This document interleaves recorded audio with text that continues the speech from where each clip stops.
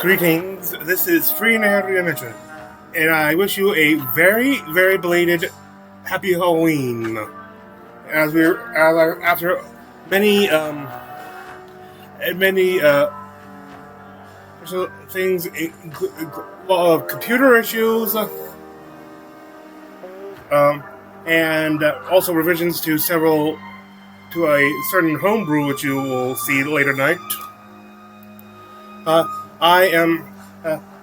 It has delayed this several weeks. So many revisions on that. Well, it'll still be me. Anyway, this is campaign 4 episode. This is Critical Role's 4th campaign. The 4th episode of the 4th campaign, to be precise. Sorry.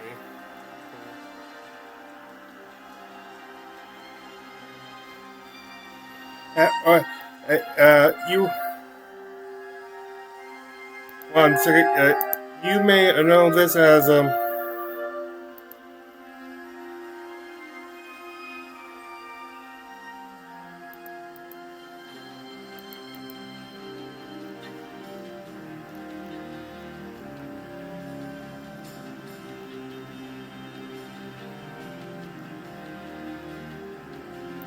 stoneface, or as I call it,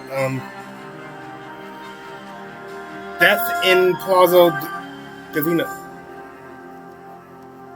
The Palazzo Davinos.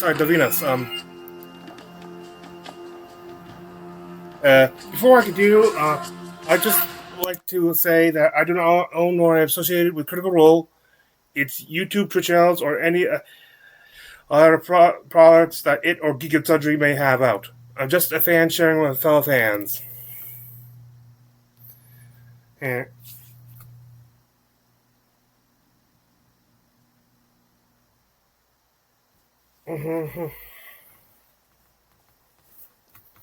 Okay, and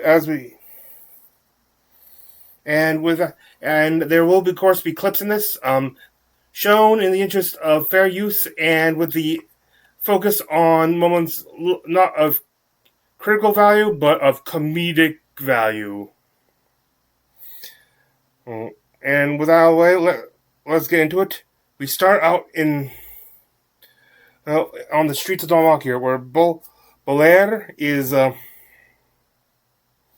enters a secret passage to a sort of like a speakeasy tavern. The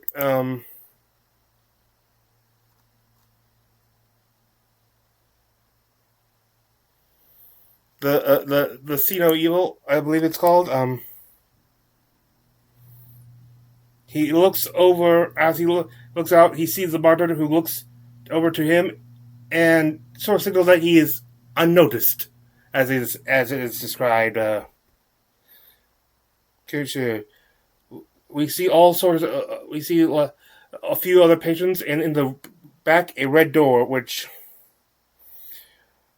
Bolaire heads to. At the back, Bolaire, after tapping support, says the words "Say no evil," and the door opens, and with the sound of stones moving, indicating that I think this indicates that there is like a false wall behind it, so that even if there goes it, and you can't actually enter without a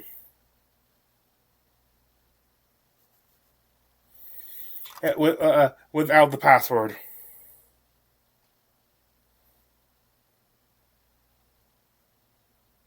Sorry, it was just sort of like a regular tavern and stuff. The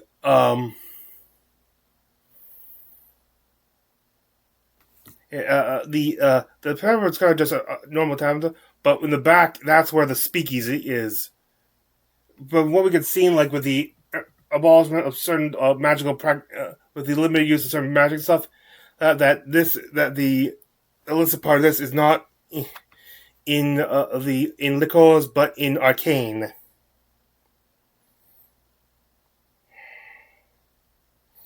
Again, I'm really sorry about how late this is. We see the devil, the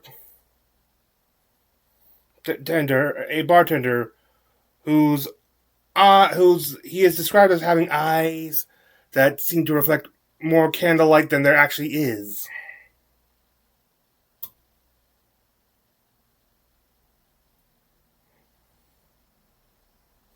As he pours a drink, it goes up and pours a drink.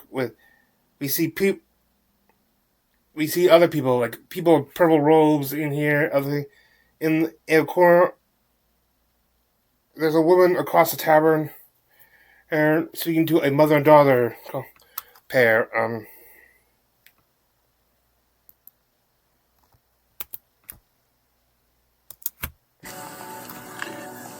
Let's see. That's going to be a 19. Even at her whispered tone, By the way, they're all going with a goth aesthetic for this episode. On your ears detect. Of course. The concerns are as great as the problem which brought you here in the first place. Your father, your husband's soul is in the underworld. There is no afterlife that calls to it. The clerics of the totality, perhaps some druids of the old path, would seek to send his soul off towards oblivion and void, or perhaps depict some uncharted course through realms beyond that only the Shapers knew. But if you wish for a brighter resting place for your father, and here she makes eye contact with the young woman, who you can see probably hasn't slept in days. Tears have crusted and dried in where they've been running down her face. She says, there are precious few left in this world who can help you. But there are some that wish for these souls not to be lost. Now, our help does not come cheaply, but it is reliable, and you see a vellum contract moved across the table to the young woman, who begins to read the text. They do agree to the terms and stuff, which brings an interesting part about as the campaign has been going on, we've been talking about more and more how without the gods saying there is a lawful increase in undead, and there's no more certainty of there's far less certainty about what happens to you after the mortal coils are shedded. Mm-hmm.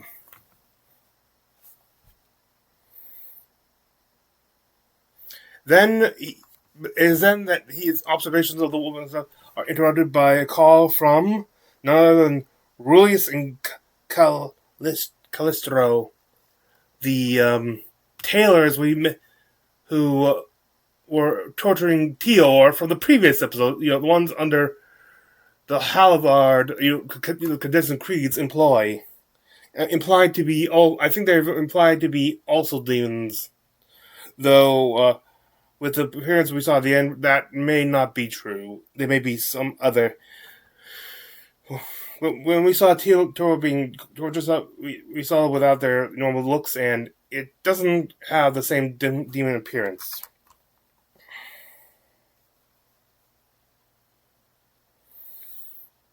They apparently already, clearly they've already acquainted with him and with Belair, and asked him how his work with the Argonaut is.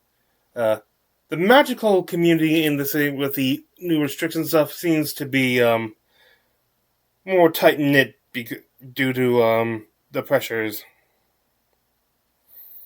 On one of their laps, though, there is a young man who as they shout towards her, one seems to turn to him and suck something out of his head, some sort of energy. And he asked them how their enterprise is going. He said, business is booming. And I don't think they're just talking about the actual territory though not what they were doing with Shaw's. Though I have a strong suspicion that those two are more linked than we would like. Or at least the characters in story would like. Bowler actually does ask them to make him a suit for the upcoming opening of the theater. What you call it? Halavar's fear.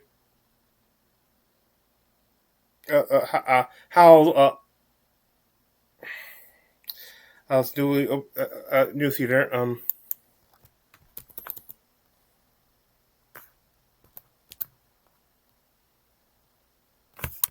I don't know, I think I would just look lovely in it. I'd be delighted to make you a suit, Bolaire. A hand lands on your shoulder, and a voice speaks and says, "I'll have a room in the back, ready for you." You look up and see Albris Drime, a man of illicit goods that you've been talking to for some time. Something maybe he started as a normal fence, working with the Crow Keepers, but he's been making a name for himself and is looking to move up into a higher class of smuggled goods. If you'll excuse me, gentlemen, business calls and bespoke suits don't come cheap. They close the curtains to their private area, and you walk with Albris into another room. He's an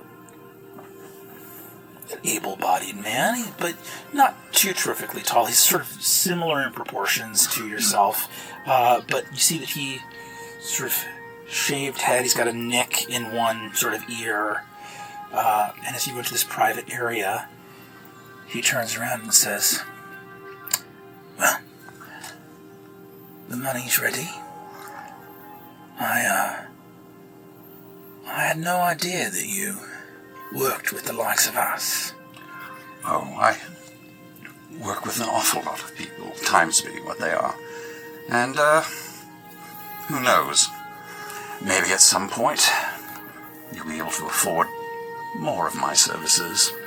And I push the package towards him. Undoing the clasps, he opens it. Oh. See a hungry smile on his face. No. I begin taking the money. Is this some kind of... In a bag. Is this some kind of joke? Where is it? Where's what? He thuds it closed and says, "Oh, you are a peach, aren't you? Listen to me. I won't be double-crossed.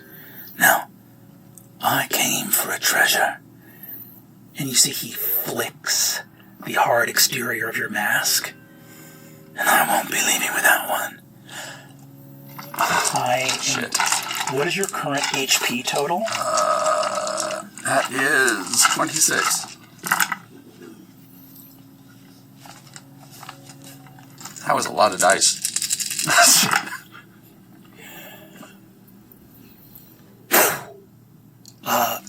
He breathes in your face and you fall immediately asleep. Yeah, it's okay. Your unconscious form hits the ground. Shit. And he pulls your mask off your body. What does he see when he pulls the mask off the body? Oh, shit. As he pulls the mask, he sees... Well, first of all, a bit of flesh pulls like rubbered glue as it pulls off, but it doesn't stick to the mask. It just flaps back, and just other than those points of contact, it is dry, cracked, chunks of flesh missing to see teeth, and it seems to be powdering by the second.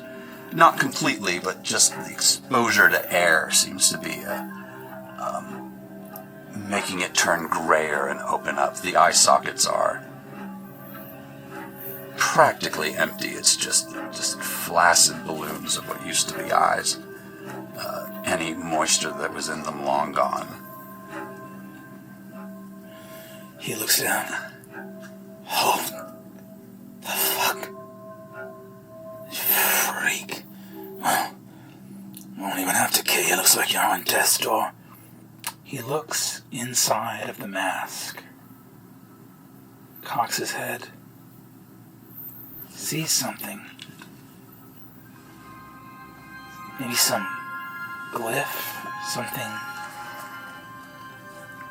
rune of power. But of course you're unconscious. So we depart this scene. Sometime later, Blair, you wake up.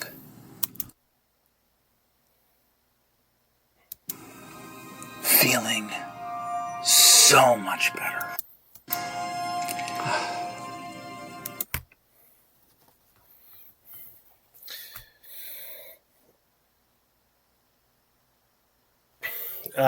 He feels better. Some parts of the body look a bit healthier now. But there is a body in the room. And he, a little bit annoyed, he goes over to the body and starts stripping up anything of worth. And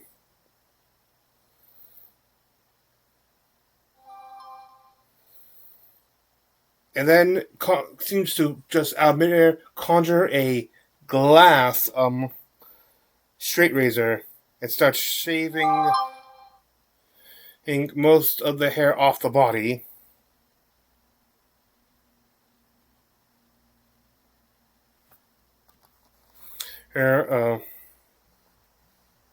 Then he makes another. Then he disposes. Then he replaces his straight razor with a cleaver, also of glass.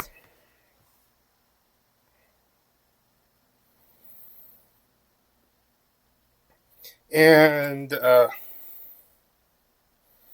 starts to dismember the body and looking to see that there is a oven or not a fireplace that beats the carved out parts of the body over and starts to burn them. And then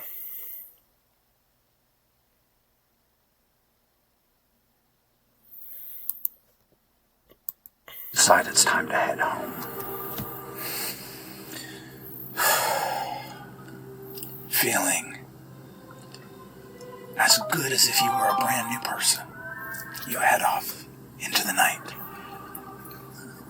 For everybody watching, we'll get into what happens after Belair leaves and the other events in Dolmakior in tonight's episode of Critical Role.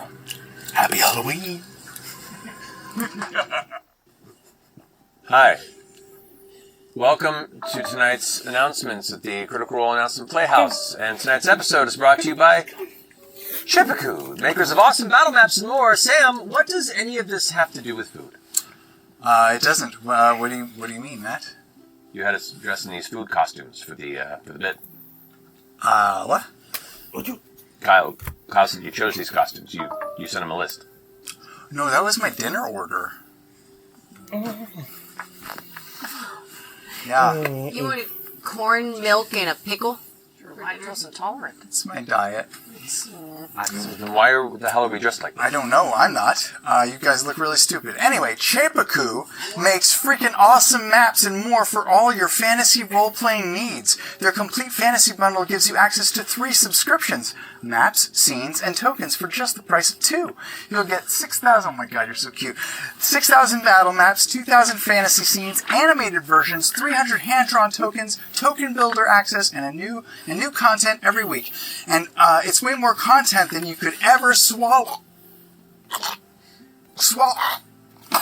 Alright, finish the bit, please. Oh, I think he's actually choking. I can't get arms out of this. What do we do right now? Well, give him the Heimlich. It's supposed to be... I know the Heimlich, but I don't really want to touch him because he's always a little sticky. More, do you know the Heimlich? Yeah, we had to do it, of course. Oh, but I just got my nails done. Oh my god, they're so cute! They match my pickle! Fine, I'll do it. Sam, come on. One, two. What?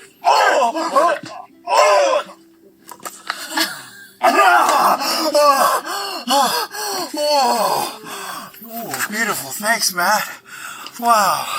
So you were faking it. No, I was genuinely choking on this incredible Chepaku battle map. And you can choke on their maps too, because Critical Role viewers get 50% off all Chepaku subscriptions for just the first 3 months. I mean, just for the first 3 months. There should not be a just in that phrase. For 3 incredible months. Just visit go.chepaku.com/critical-role and score just 50% off. There's no just 50% off thousands of beautifully crafted maps, scenes, and tokens designed to enhance your tabletop RPG adventures. Wow. New stuff added weekly. It's amazing. You guys look great. Matt, Heimlich to you. Thank you, Sam. Our next sponsor is Dispatch, a brand new video game from the incredible minds at Ad Hoc Studio, which I'm sure thought they would be reading this dressed like this. Dispatch is a superhero workplace comedy starring Aaron Paul as Robert, a hero who has just retired and got stuck with a desk job that nobody wants. That's who you play. You're the one taking the calls, dealing with over-the-top heroes, trying to keep the whole operation from falling apart. He's not a real carrot. His head fell off. And causing a little office drama of your own. 1 minute you're cracking jokes in the break room.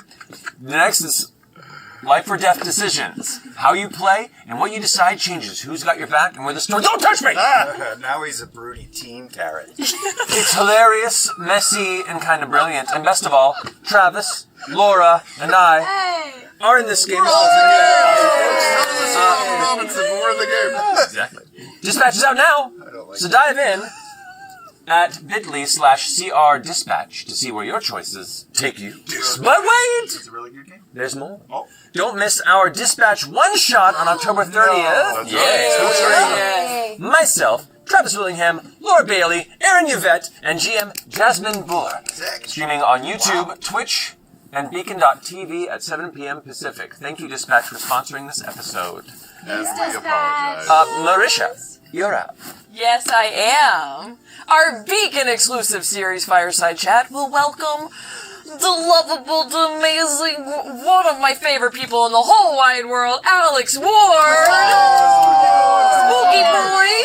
On October 28th at 7 p.m. Pacific. So join Beacon to watch and submit questions and get to know Alex a little better. It's a cozy time.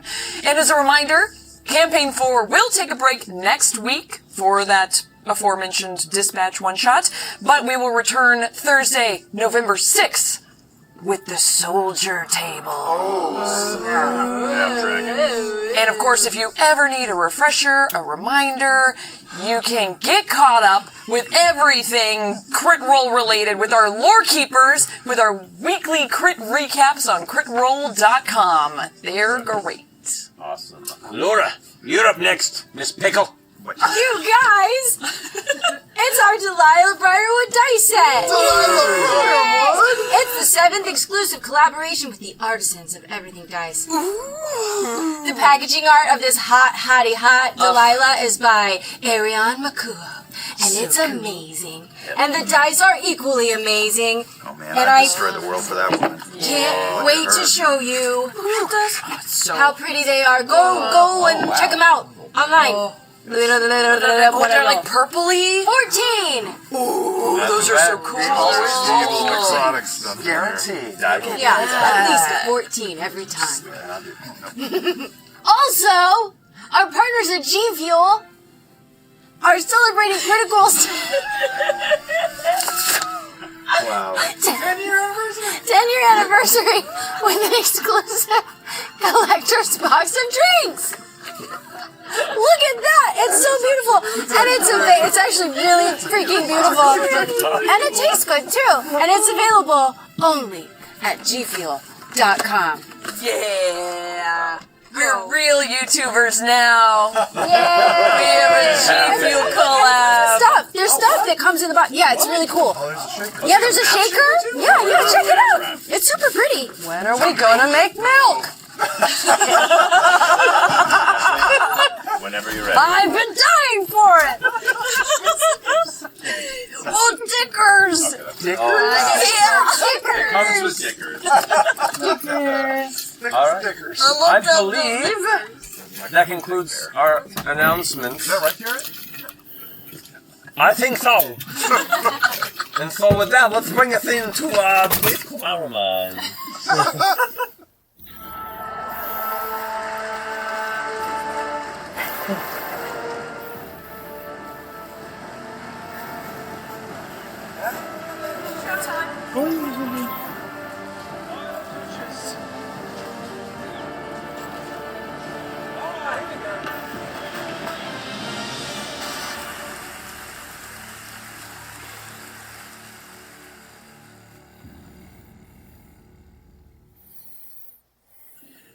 Hello, and welcome to a very creepy episode of Critical Role Campaign 4.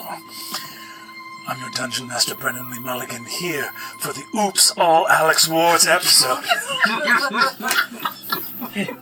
Alex, where's your Alex Ward costume? Unfortunately, part of the stipulation of this event was that I can't be Alex Ward because I have to divvy up all of myself to all of you. Got it. Sorry, I didn't mean It's a huge sacrifice. And this is where Thad. Fad? You're hitting the TH on Fad? Oh, Fad. no. real heavy in. Yeah. What do your boys call you when you go fishing? Yeah, I bet you got a great source for MDMA on the dark web, don't you? Perfect. Wow. Absolutely. They made me do this. By the way, we've been doing this to you for hours. Yes. Like 3 hours now. Yeah, about Which 3 is hours almost now. as many NFTs you own. You have so much crypto. Enough crypto, we're talking about crypts! Transition. Nice transition. Nice transition. Last we left off, our heroes here in the world of Ahriman were busy dealing with the aftermath of the execution and funeral of Thiazi Fang. In our last episode, we said goodbye to a number of people that were off to seek either revenge on Casimir for the betrayal of Thiazi and thwarting the plan to save him at the gallows, and the rescue of Teor Pridesire's younger brother Sid, who fled with a deed to a stronghold in Gormalay. We also were chasing down through a knockdown, drag-out brawl in the Crowkeeper's bar, a thing called the Stone of Night Song, which the elven warrior Valus has come seeking. Hearing from his father, General Raymond Davinos, and the Lady Aranessa, that a full-court press was engaged in across the city searching for Octus Tachonis, as indeed the Tachonis family was behind the execution of Thiazi Fang, and that word had gotten to them that Octus may indeed have been involved. Seeking this 8th son of the Lord Primus Tachonis, who came calling on him at the Penteveral, we discovered that, yes, many forces of the city were looking for him, and it looks like the forces of House Royce and the vassal House Davinos got to him first. They got to him first and took him there. Only for, only for, as the Lady Arnessa Royce, Thiazi's widow, talked to him. The door opens with a pack of ghouls being led by Octus's brother. What the hell is his name again?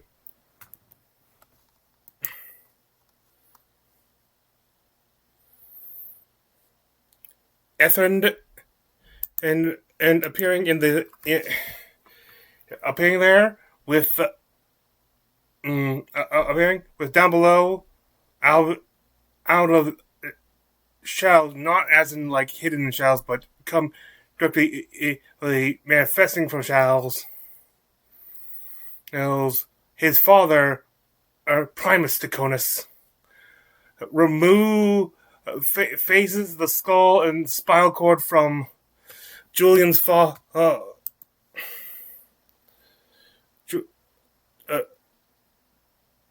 From Julian's father, faces the right Askin, killing him instantly. Which leads us to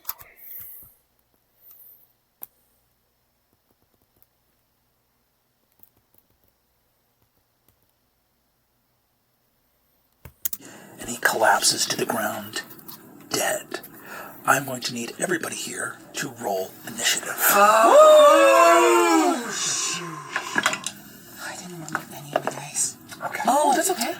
Okay, Matt, got what that do out we of the got way. here? Got that out of the way. 22. 22. Let's go. What do we get? 18. 18 for Octus. Hell yes. What do we get here? 3. 3 for Valus. What do we get, Taisha? 14. Got the 14. 1 out of the way. Definitely not going to roll it again. Probably not. No. Couldn't imagine that. No. Gotcha. Okay. Excellent. About it. probably recognize the As thumbnail. we begin, Julian, you are going to be first to act, and I'm actually going to pass out everyone's minis. Ah! Nice. Oh, wait. Okay, wait. So it's Julian. Julian, if you'll place yourself, you were at the edge of the gate there.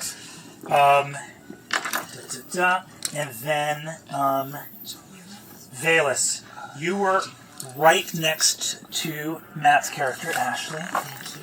And you also have a friend with you, Pincushion. Hands with me. You. And such a cutie. Such good care. Rushing forward at this exact moment, crossing the threshold of the gate. I will give you your mini, Taisha, Oh, yeah. but also the form you currently wear. Cool. Okay, Wolf and Alex, for your review, but you will be up here. Lovely. I get to know this many for such a short time. Well, let's go Enjoy get what to you you in time. So, Matt, you are going to be first to act on a 22. In the doorway, you see Lord Primus Tachonis standing there.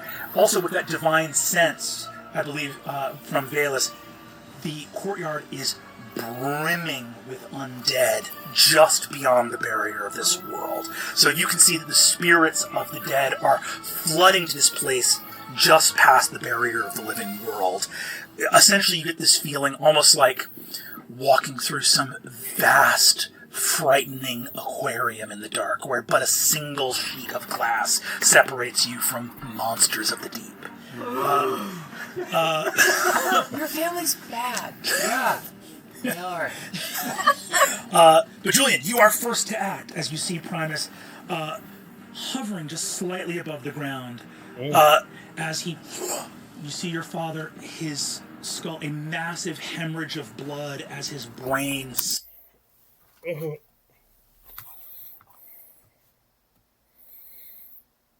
And with the sight of of the corpse of his father in view, Julian charges Primus.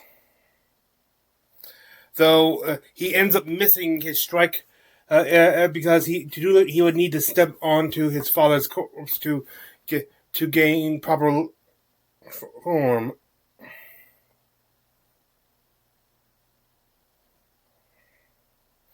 But however, he then managed to move around it with an action surge.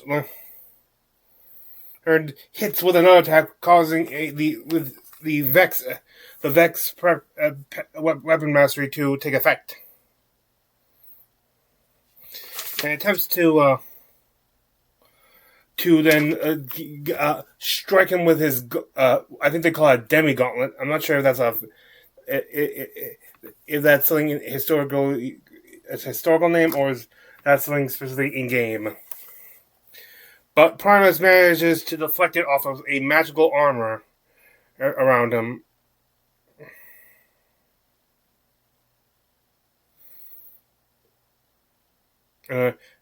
Primus then takes out this black candle.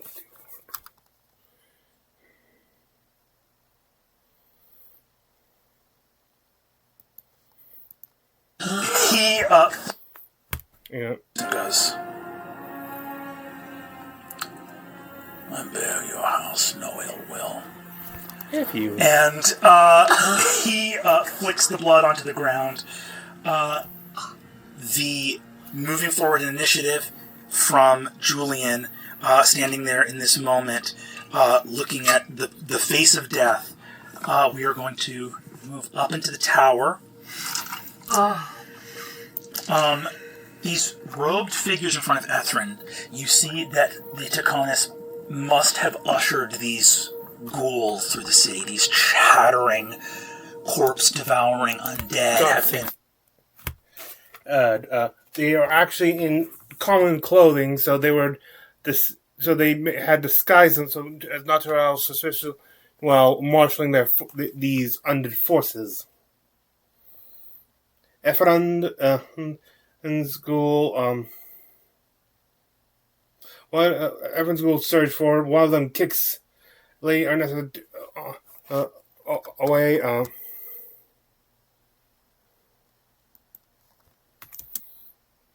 Athletics checks from you.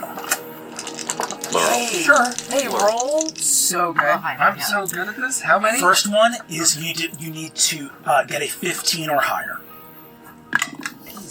19. Okay, great. Let's go. Right? There are 5 attacks coming your way.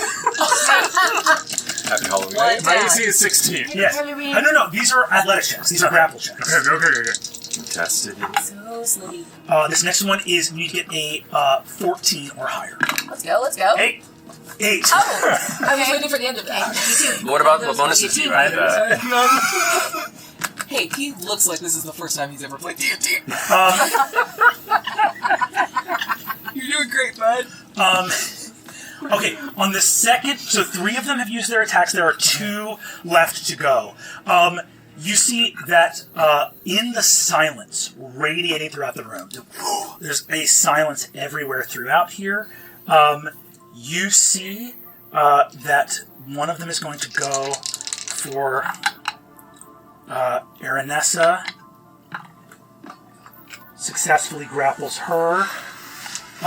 You can see that necromantic ghouls should not be this strong, but you can see that there has been some effect. There's a spell active on them that has enlarged their dead muscles. They magically roided the ghouls. Great. Well, anyway,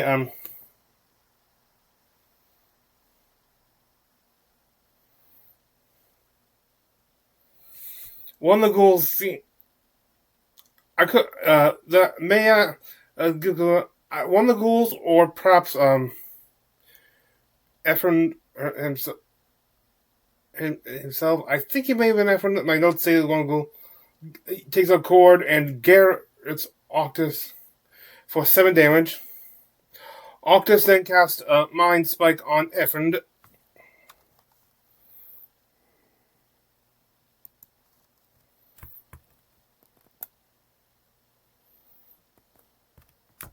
Had a bar fight in the previous episode.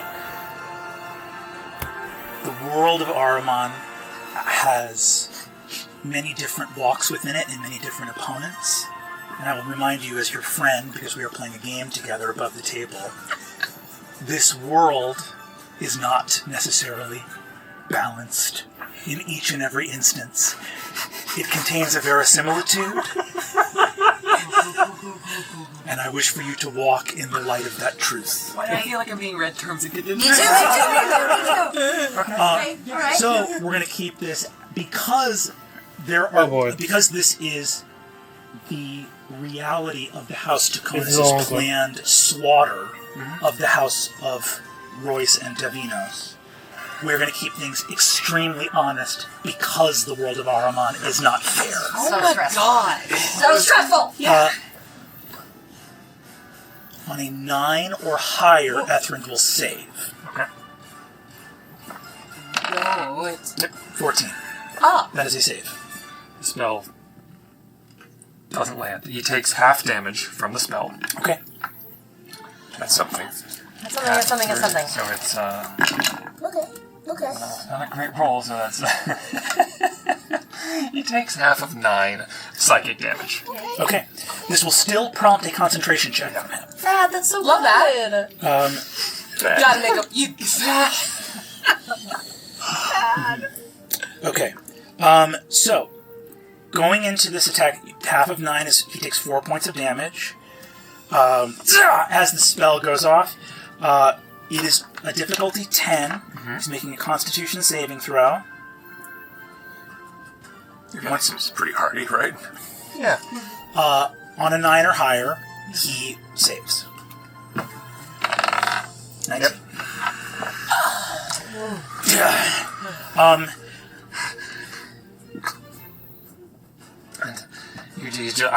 He can't get air, and he's just staring at his brother and trying to. The thoughts in his head are all over the place because he hasn't seen his brother in over 5 years, and he can't figure out why all of a sudden his brother would be with these ghouls and attacking him, and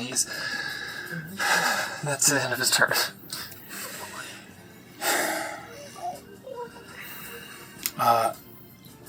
Ethrend looks at you as you see blood pools under his eyes from the damage of the psychic spell you just cast. Looks at you and mouths the words, "Not yours," and pulls out a curved knife and steps into the room.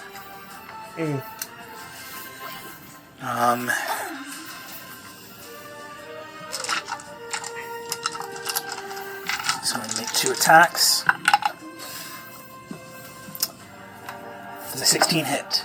16 is my armor class, yeah. What? It's a natural 20. No!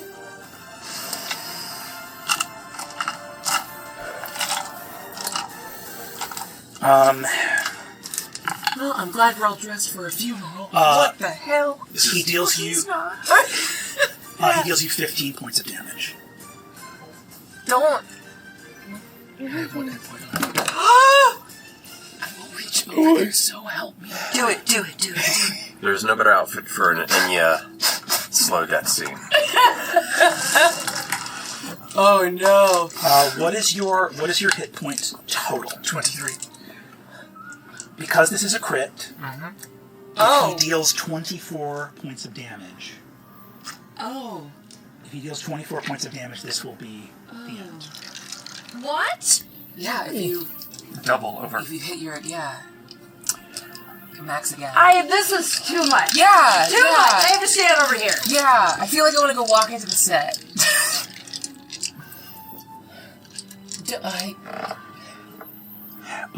We'll start with a +3 to damage. I doesn't know what I want. It's 9. So that's 12. He takes out the knife, plunges it into your stomach in the silence, and begins to saw up. Gets up to your navel from where he stabbed in under the belly button. Hey, Evan? Evan, I think you and I need to have a truth. That is 21 points of damage. Oh my god! There's another 9. So that's, we said he needs to do 24, and that's 21. These need to be a 1 and a 2, or a 1 and a 1 for you to not die in this moment. Mm-hmm. Yeah. He looks into your eyes. He drops the silence. And goes, "Traitor, you should have welcomed the name alone as a gift, even though there has always been something wrong with you."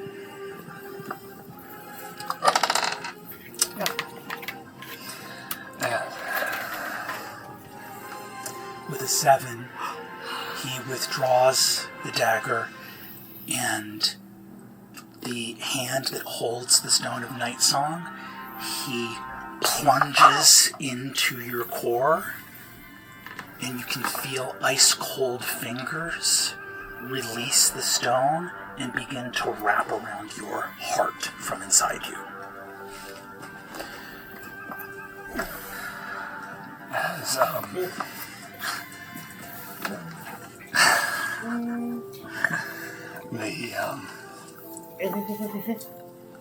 The music change.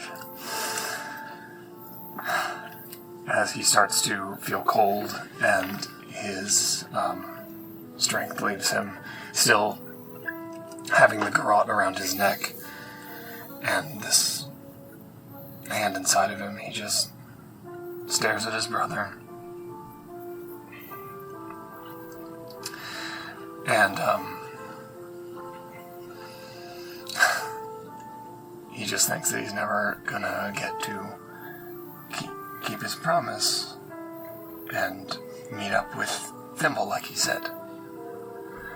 And he just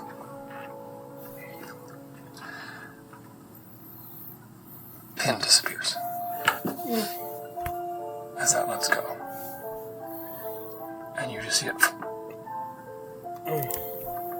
kind of fall apart into pieces.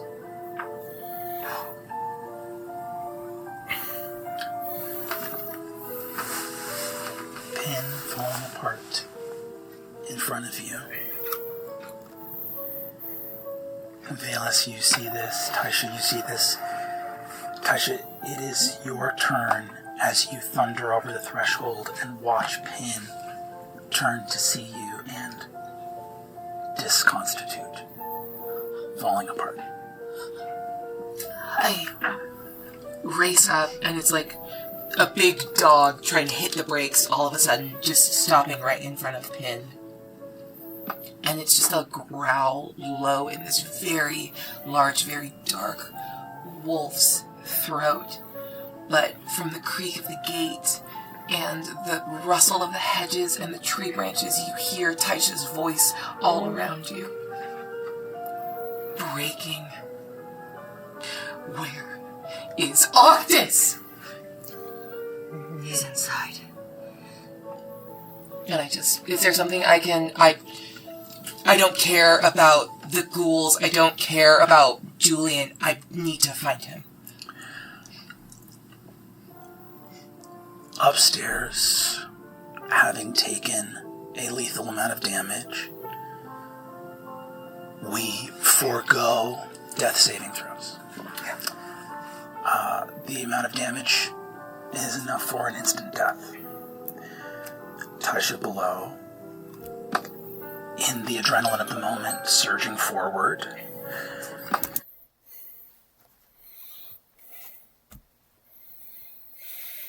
And after that dramatic scene, we get into there. As we said, the silence is dropped. And with that, we leave this haunting scene for God's sake. Knowing when the charging cord does not want to stay into the charging point. Anyway, Primus continues his well, at this point we can call it a duel with Julian as he misses not only he misses an attack of opportunity. I forget if that was against Julian or if this was Taisha who's trying to get upstairs.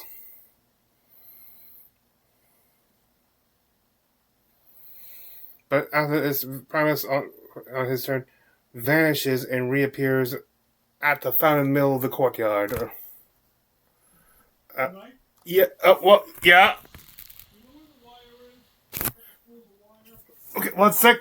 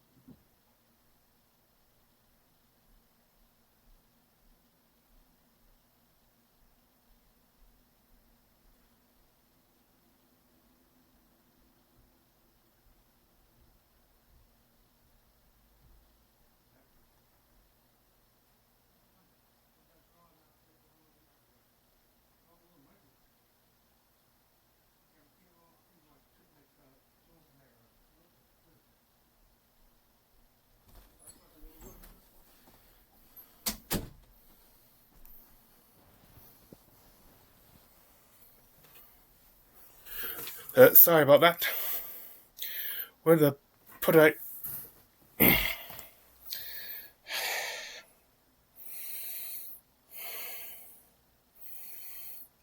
As I said, he reappears around this fountain, one of the fountains, and with use of the black candle we saw before, cast Circle of Death. Anyone who knows D&D spells, this is high level magic.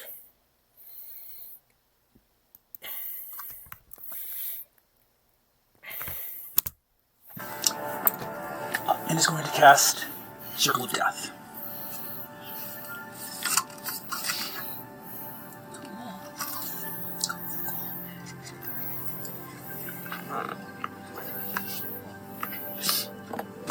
Wasn't the first fight a bar fight?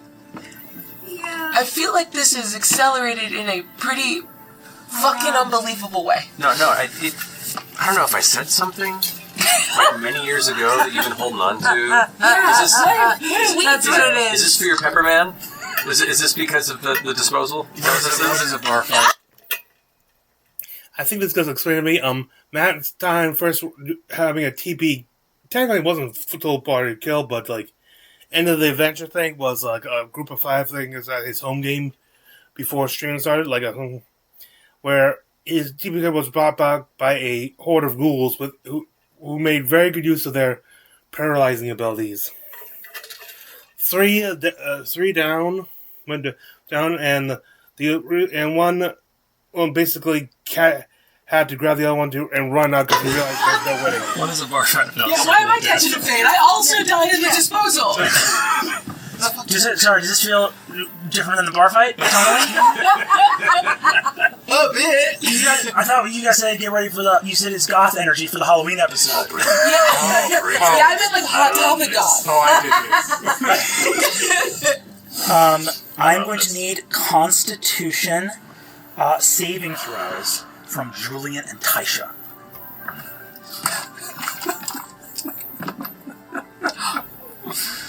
Let's go. 22.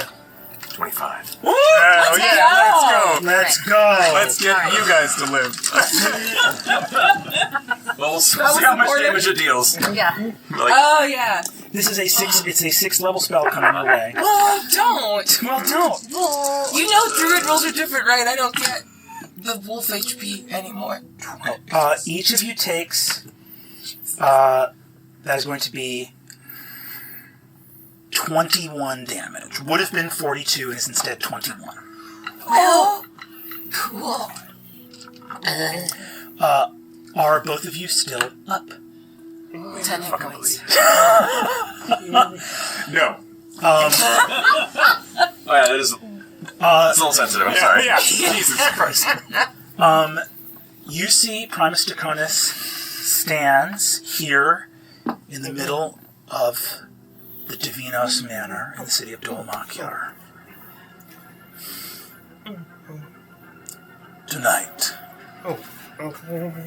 Davinos, Royce, and all their vassal houses end. The work that is to come requires concentration, no distractions. The room fills with spectral forces, a whirlwind of shrieking ghosts as that glass barrier fades and becomes permeable. You two can survive 21 points of damage. Those that cannot fall to the ground dead.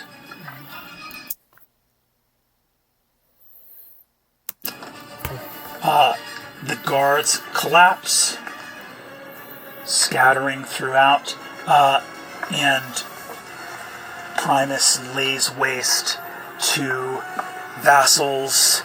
You watch Julian from the doorway as the necromantic energy thuds into you. Yeah, the guards. I think his friends who just arrived are also dead. So Julian is having a real hard time right now.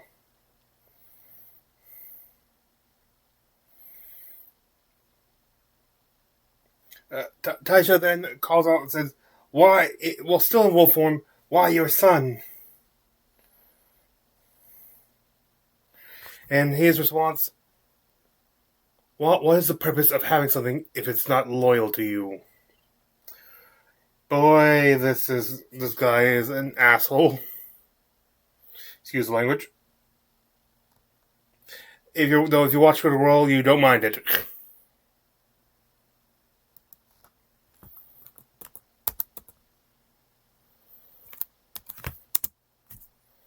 Sand is going to 5, 10.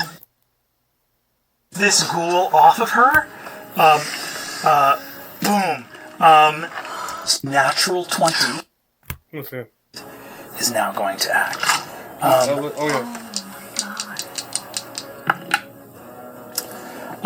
She, on a natural 20, Let's go, girl. kicks this ghoul off of her. Boom. She's got that window screen. Sand is going to 5, 10, 15. She's going to get one attack of opportunity from this one ghoul as she makes her way out the door.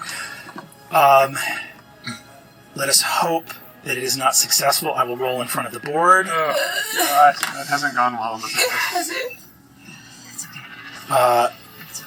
On a 12 or higher, this ghoul will hit. Oh my god! You saw it, right? Yeah! I saw it too. That's a natural 20. What is this dice? GMs. What is this? Yes, go away. GMs should not. It lives there now. There now. That's the one I've rolled for I each don't know what script. it rolled. Yeah. It's retired now. Okay. I just want to point out it's mean that it made my name dead Octus Tachonis. That's hateful. That is so mean. Pretty great. Aranessa, Oh my god. Aranessa only takes 8 points of damage from this slash. However, ghouls have a paralyzing feature. Yeah, you do. So Is that the Wait, also have a paralyzing.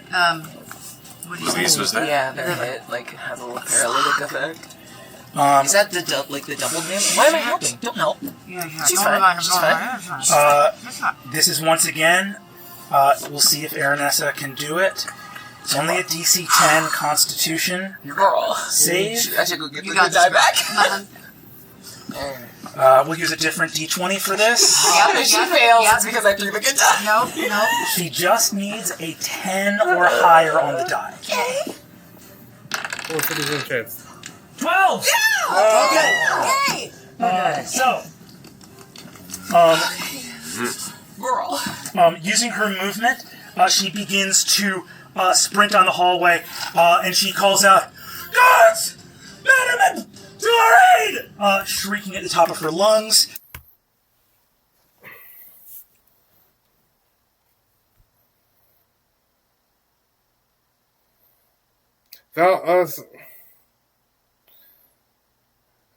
Valus, cast Guiding Bolt on Primus, seeming to actually have a good effect on him, like the shadows seem to ignite around him.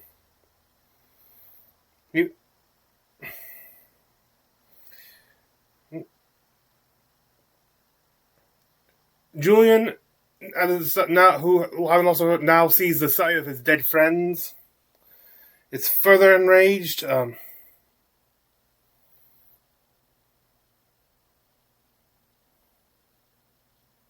And goes and does a grappling hit on Primus. The ghouls are upstairs are trying to chase down Aranessa.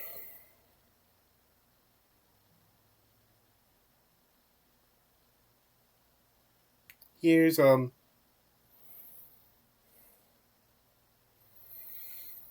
can hear their cackling as they chase her. While Taisha heading upstairs sees some ghouls around. Ephraim, a few of the a couple ghouls, with Ephraim holding something in his hand, covered in blood. Octus's heart.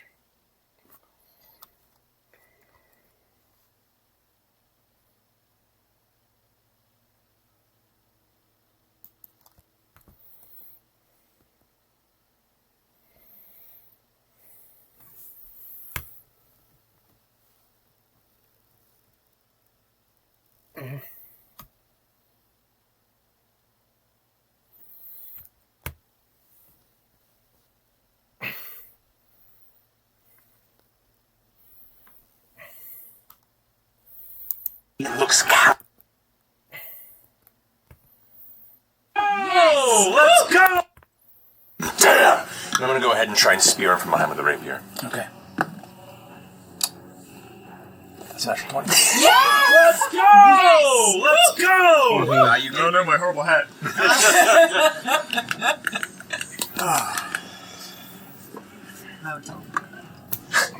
Yeah. That is gonna be 12 damage. Let's go. Let's go. Piercing. 12 piercing damage. As you lance out, I'll say on that nat 20, you lunge out with the rapier in this moment. It's feral. It's full on like you know in the movie Troy when Brad Pitt does like the leap stab. Yeah. It's like that, but bestial and just. On a nat 20, you go for a move that should, by all rights, would kill any other man. You, through the back, watch the sword erupt out of his front. Oblivion. You said oblivion. You threaten me with sending me home. Mist pools out of the wound as he steps forward towards the shadows being cast from the fountain. As he does so, on that nat 20, will allow you to make an insight or a perception with advantage. You can go ahead and make the roll first, whichever one you want to make. This will be perception. Okay. That'll be a 19. Let's go. On that critical hit, ask any question you want about the man that has just set doom upon your family. As he attempts to walk away from you, you landed what should have been a killing blow. You have fought so many battles. In Julian's mind, what is burning within him as he sees Primus Tachonis defy the boundaries between life and death? Is there anything in his gait, in his reaction, that shows that he can be killed in the ways that I understand? On a 19 perception,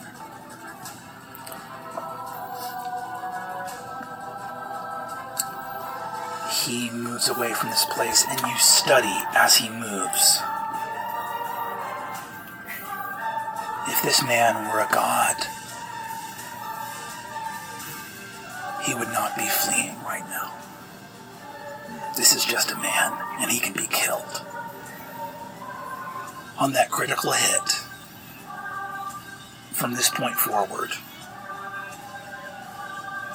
in any attack you make on the Lord Primus Tachonis, where you are at half hit points or fewer, you may attack with advantage. Let's go! An onyx ring in his hand. He steps into the shadow, and as he vanishes, he says, "Earthland, to my side." Well struck, warrior. I look forward to seeing you on the other side. The black ring glows, and as he vanishes... No! Those spectral forces that Valus saw outside erupt into being all around you as you are surrounded by shadows of the dead. That is going to be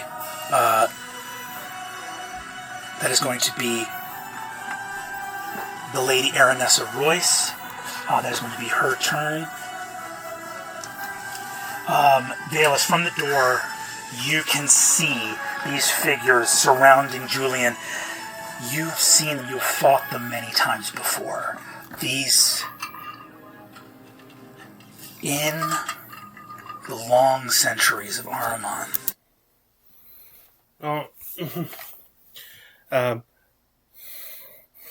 undead is nothing new. Like, it's not something just result of the god. There was undead before the gods were there. There were ghouls before the gods died. Some of those are ancient. And like this, so and of course, and through that comes knowledge she's long studied. We go now to Aranessa, who cast entanglement not on the ghouls but on herself. I think some of the ghouls get caught in it, but however, what she really does it herself, so that they can't force her to make it harder to force her from that location. She's basically strapping herself down. Clever use of that spell. But we go to Vale's turn, who's fighting and tries to trip up a ghoul trying to get past her. With her sensor of that, the instant flail thing she has. Alas, it manages to avoid it. Julian disengages to get up to Lady Aranessa, who without the promise to distract him, without the sign of promise for him to try to get his vengeance, his primary focus goes to her. And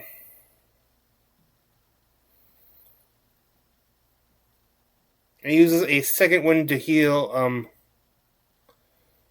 10 HP.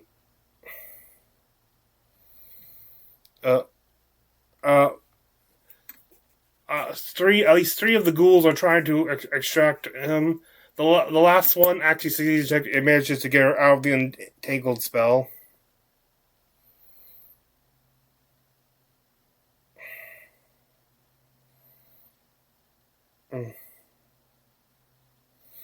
Down below, while Taisha is having to deal with two ghouls on her own.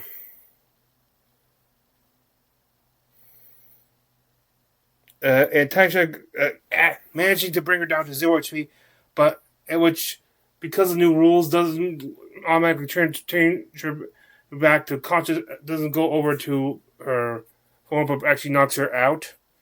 Thankfully, she also has Orcish resilience.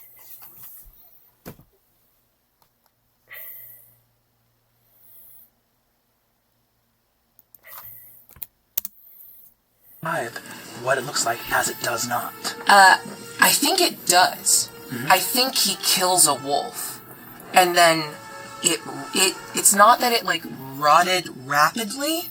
It was almost like it was already a little dead and bloated. So it just like the wolf's body splits apart at the ribcage, and Taisha pushes herself out with 1 hit point left. Yes. Hell yeah. Hell yeah, go ahead and give me your mini. Cool. Covered in red. Hey. Woo. We're having a good time. It's great to be here. It's great to be here. We're doing it. Yeah. Welcome to Davinos. Your house is bad. No, my bad. My This family's bad. is fatherless behavior. Incredible. Whoa! Too soon. Whatever. We all dressed like goths today, and then the goth team won. Yes. I guess I am a did traitor. Yeah. Oh, that's why this happened. Incredible. You see, these two are going to fly after Julian in pursuit of him. The other 4 are going to turn on Valus here, surrounding you. So they'll be flanking. They're attacking with advantage. What is your armor class? 16. Okay, and with that armor class, we see that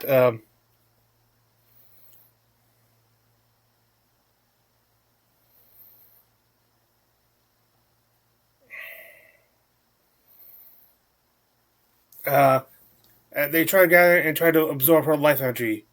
But Valus is an elf. Immortal life unless slain unless by misfortune. So their ability to silence off life and sort of reduce maximum hit points is just ineffective against her.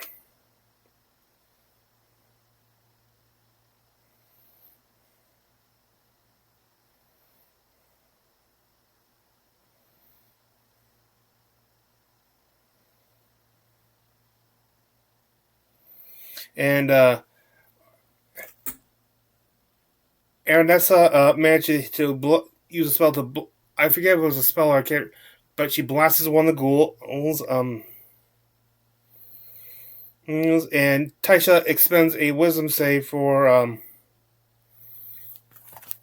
Okay, I had to look this up because I missed what they called it there.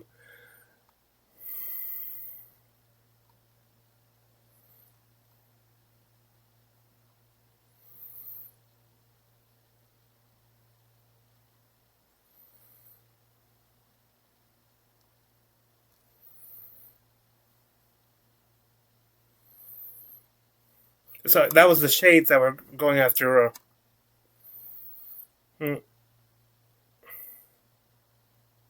I think it was the Land's Aid, which was what the ability was called.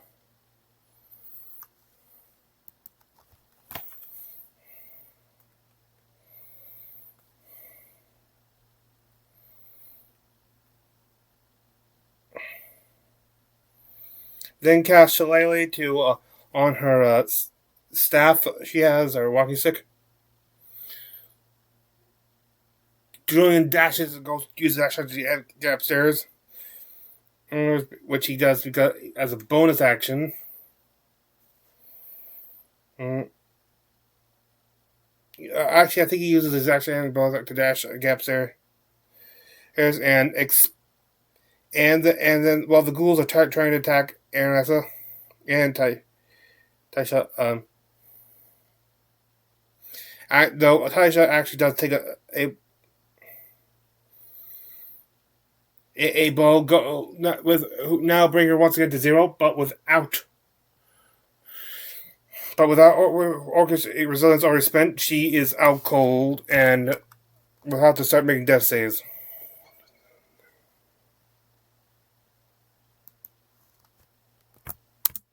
Like a nightingale.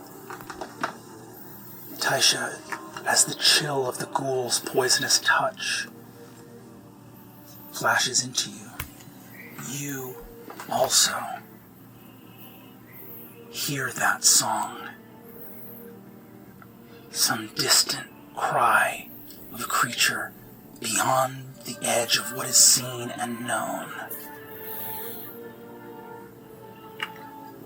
Shadows moving, blood dripping through the planks of wood onto the stone underneath Octus's dead body.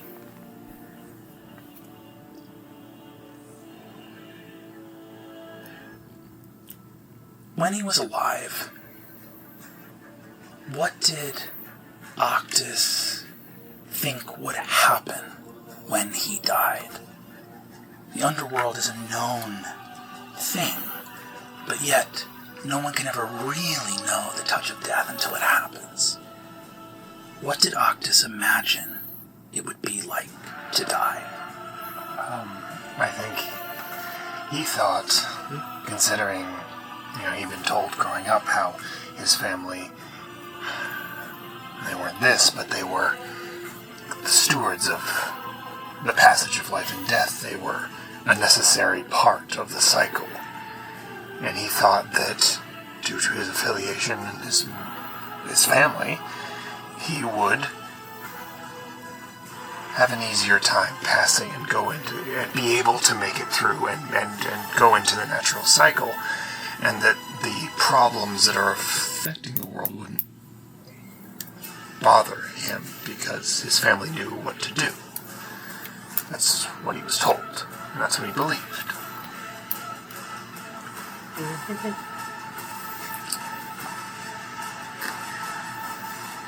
Ethrend Tachonis,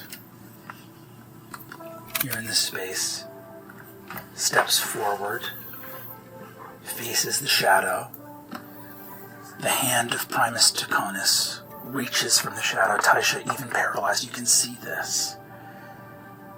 With a readied action to cast Plane Shift.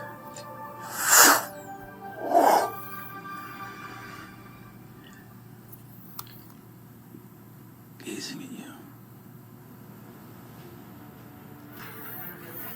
There is a place where all lost things are kept eternal. We're going to scrub your path from the depths of the beyond. And vanishes into shadow as the hand covered in burnt silver and black wax wraps around Ethrin's hand with a heart in it, and the heart vanishes. Ethrin and Primus are gone. Taisha, that is your turn. You come out of the paralysis condition at the end of that turn. And below, the shadows are going to attack again.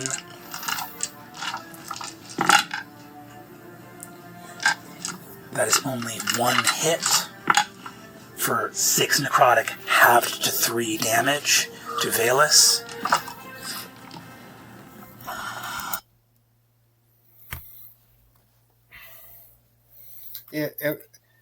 Yeah, with 3 damage, we get to...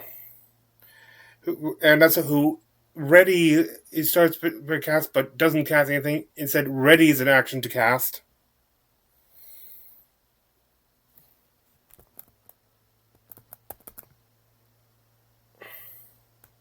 You can see this. Nightingales fly from this hit. The world... Yeah, she is going to ready an action in this moment. Looking out. Please. Please. We've lost so much.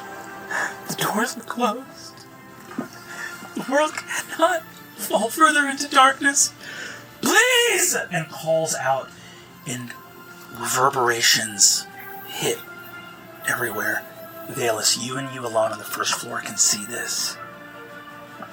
Nightingales fly from the trees outside. On the other side of the glass, the specters everywhere. Not the ones that have come into your world, but the ones waiting just on the other side begin to cover their faces and flee in advance of these things that look like fairies of the dead, moving in a realm beyond, perceived only by your divine sense.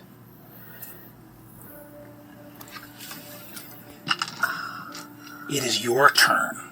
Lady Aranessa has a readied action. Okay. So did you say I saw those from sort of outside? Yes, you did. Outside in the garden, you saw them moving throughout this space as fast as they could. However, these shades are still in combat with you down below. Okay. Take that in, and I'm just still gonna try to use my whip. Okay, go for it. Come on. Come on.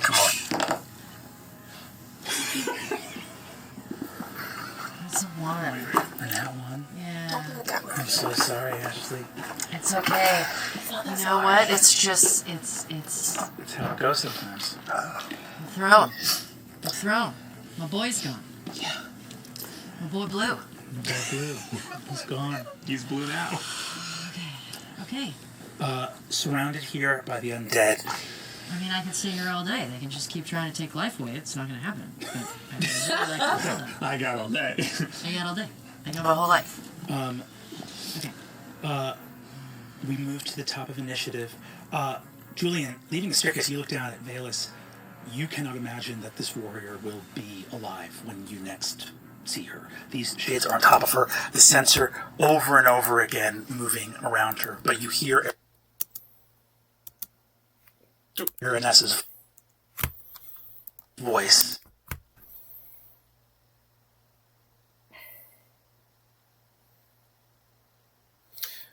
Julie manages attacks from the ghoul, so it heads to protect Aranessa and...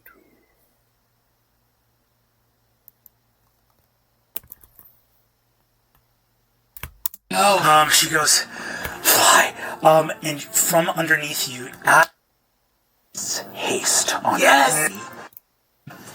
Thundering past, 2 misses on attacks of opportunity. Once again, 5, 10, 15, 20, 25, 30. As you get here, right through the crook of the door, at the end of 30 feet of movement, Aranessa's ready to action. casts haste on Yes! Let's go. Oh, she that's a goes, big one. fly. And from underneath you, as the Tachonises continue in shadows beyond perception to whatever their fell work is, she turns to you. She goes, Sir Davinos, tears streaking, you are charged with the defense of this house. See it done. And wind swirls around you as you hear the flapping of wings and gold and silver and radiant purple as moths and butterflies move throughout you. Swift wind from a realm whose doors are closed to you, but whose gifts are still promised. With the haste action, you get a +2 bonus to your armor class, advantage on dexterity saving throws, and additional action on each of your turns. That can give you 1 extra weapon attack, dash, disengage, hide, or using an object. Yes. Yes. Oh, yes. I think that eye contact, that trust, those words resonate, and really, I think for the first time in over a decade, he really feels the weight of his station. And in a moment, for this moment, the anger, the fury, the sorrow is held back. That disassociation kicks in, and instead that sense of honor and duty is all that matters. I'm going to use that extra action to dash in to the chamber to where these ghouls are currently heading towards her, and then take my action to strike the one that's nearest to me. I'm getting like in base to base with 2 of them if I can. 10. That's double speed, 15, right? 20, 25. You don't need to use That's the extra good. action, because even though you'd used your speed on getting hit with the spell, your speed is now 60. So you're in the Yes. Let's go. I love it here. Every movement of yours is just trails of radiant gold and the flashing of wings as you move through this space. I think he's going to like rush in that chest to the right. He's going to jump onto with one leg and then leap off, kind of a double in the air flip with his rapier coming down to stab down towards kind of the clavicle and shoulder area of the ghoul that's nearest to him. Hell yeah. Aranessa, even grappled, she is neither meek nor mild. With a kick from her high-heeled shoe, she's going to give you flanking on this attack. Yeah! Alrighty. Great, that's going to be an 18 to hit. That is a hit. Alright. Yes. So with that's going to be, well, because I have advantage on it, I do get sneak attack. Yes, you do. So that's going to be 9. Come on now. So 10 points of piercing damage on that strike. Yes, hell yeah. Are you, of the 3, there's 2 within reach of you, 1 more wounded than the other, which do you hit? Right. That one there? Yes. So, are you going for the more wounded or the less wounded? Going for the more wounded one. More wounded one. 10 points of damage is exactly how much health it had left. How do you want to do this? Of course, I want to do it half the So, as the rapier pierces down into the body, kind of my weight coming onto it, I release the rapier, grab it with my gauntleted hand, and like with it facing downward, tear the rapier out and kind of carve through its chest, if I can. Bones and viscera scatter across the floor. The first of the ghouls has fallen. That is your first action. You go again. I'm going to then throw the rapier up from the gauntleted hand, grab it with the other one, and go into a heavy spear with the other one. Hell yeah, go for it. If I have enough movement to move and keep that one flanked. Yes, absolutely. Yep. Taking a sidestep, your back is now to Octus, who you can see under the navel from the waistline to the solar plexus has been opened wide with a single vertical slit, and something has applied tremendous trauma and pressure as you see organs spilling out of the wound in the center of the table. I'll process that shortly. Yeah. I'm not. Oh, buddy. That's cocked. Okay, that would be 15 to hit? 15 hits. All right. Let's go. Oh, that's not good. That's going to be 5 points of piercing damage. Okay, 5 points of piercing damage. I will use my bonus action to attack with my demi-gauntlet on the same one. So after, stab through, kind of carving, but deflecting off of inside bone or still kind of dense sinew. It doesn't quite go into the vitals. And so instead I'm going to reach up with that momentum and with the gauntlet grab its jaw and see if I can, bring its head onto my shoulder armor to try and tear some of it away with the gauntlet. Hell yeah. Let's go. Okay, that's going to be a 19 to hit. 19 is a hit. Go ahead and roll damage. All right, 7 points of damage on the demi-gauntlet. You have dispatched one of the ghouls and savagely wounded the other. As you see one of its limbs hangs by mere sinew. You have gotten their attention. They... Mm-hmm.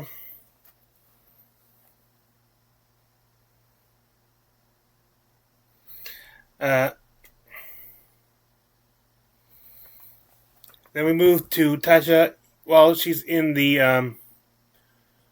in between life and death state. No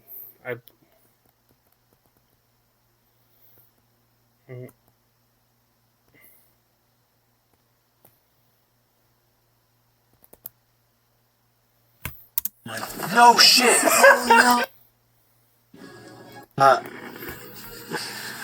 That is going to be a death saving throw from Taisha. Yeah, let's go. Come on. Oh my god. You want to see it? Oh no. That one. No shit. No. Yeah. That's 2 death saves. That is going to be 2 failures. What? No! Wait, no! Actually, you've been playing this game for how many years? I thought this was a guest run. Yeah. My bad. Yeah. Was this supposed to be here for longer? Taisha. Oh my god. You look out. You can feel blood draining from your body, spiraling through space. You see Octus moving farther away. You see them. Fireflies off in the distance. Paths through forest, leading to renewal and new life. You see Octus in spirit. You are quite close to following him yourself. Octus is lost, confused. You see him moving away. His body is destroyed. There is no hope for it. As he moves, you have the chance to say something to him here at the edge of death. What do you say in this moment?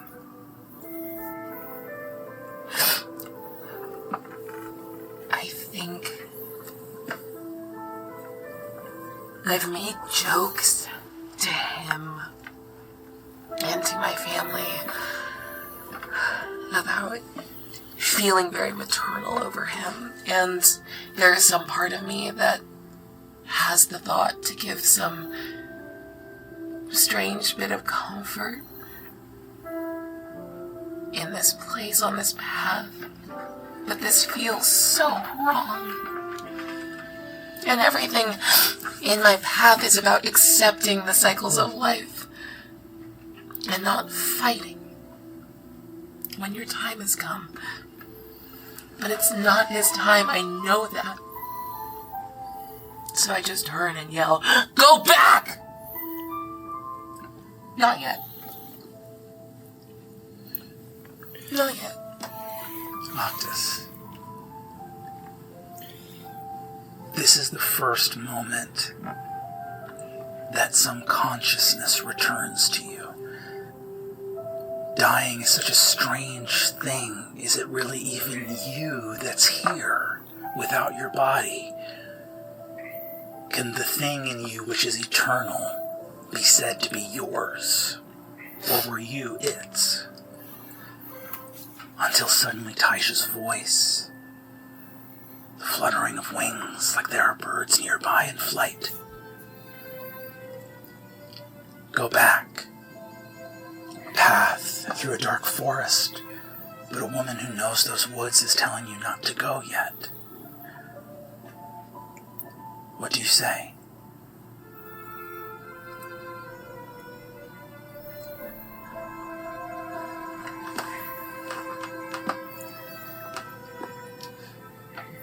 Yeah. Okay. I'll come back.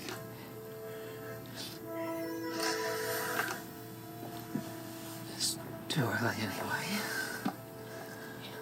Octus, you are gripped by a sudden, shuddering pain, a thing that should not exist in this world. In the shadows, off the path, far off it. In places beyond the woods, so dark and cold that even the spirits of the dead should never tread there. A hand emerges from shadow, drenched in blood, clutching a heart, and it squeezes it and says, "Traitorous whelp, come home at once." I'm going to need a wisdom saving throw, and because of Taisha's presence here at the edge of death, I will allow you to roll it with advantage. Did I cast guidance? Yeah. Yay! I had a D4. Good. I don't want to roll it. Okay, that's 11.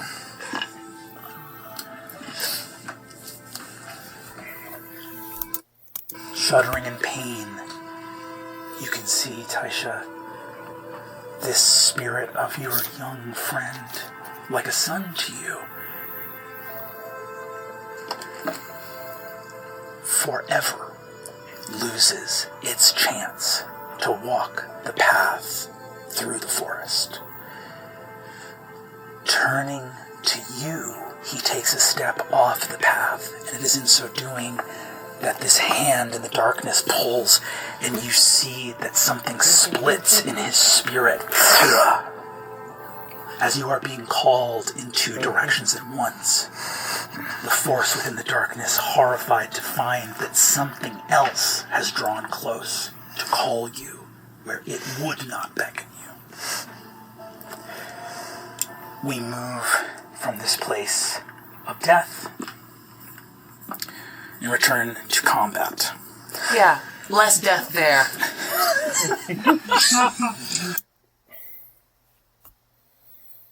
The sheds further try to surround Valus.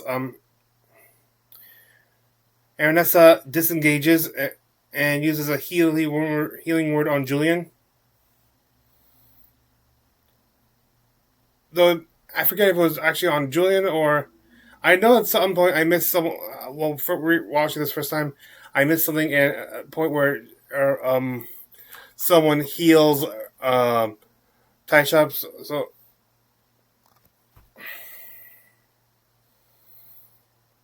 but anyway, I think it was on Julian, and someone heals later.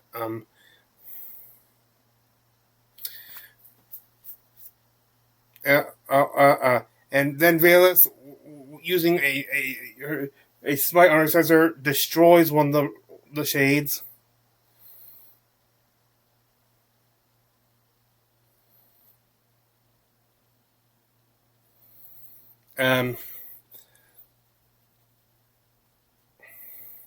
Julian, you with a sneak attack, Flicker takes out one of the ghouls, then hits another with a nice attack, which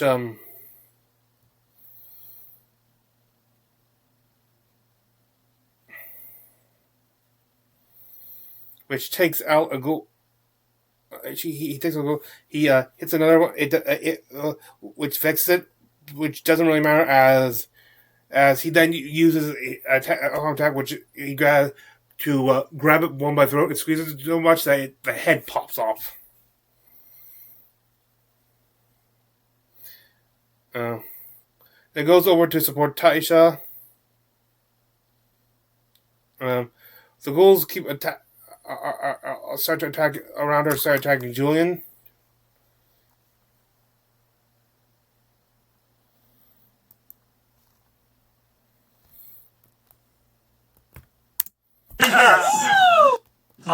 This one. Delightful. 2 of them are going to come for Julian. That is a miss. That is a hit. Give me a Constitution. That was with an 18, right? With the extra 2 from haste? That is a miss. That is a miss. My lady Aranesa! How about it? Wow. Good call. There you go. One of them is going to come for Taisha. That's a miss. Honestly, this one, like, you can just. Well, you're not doing it anymore, right? You got to that's right. Yeah. There you go. Okay. Yeah. Oh, I thought you were Thank still. God for Vanessa. With that, Octus, Yeah. on your turn Welcome back. in the realm of death, you have failed your wisdom saving throw. Oh. Taisha is suddenly gone. And you watch as some too many commands were heeded at once.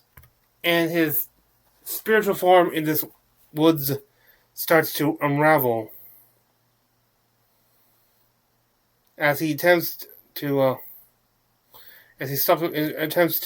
seal the wound that ended his life. Like where on his body the wound would have been.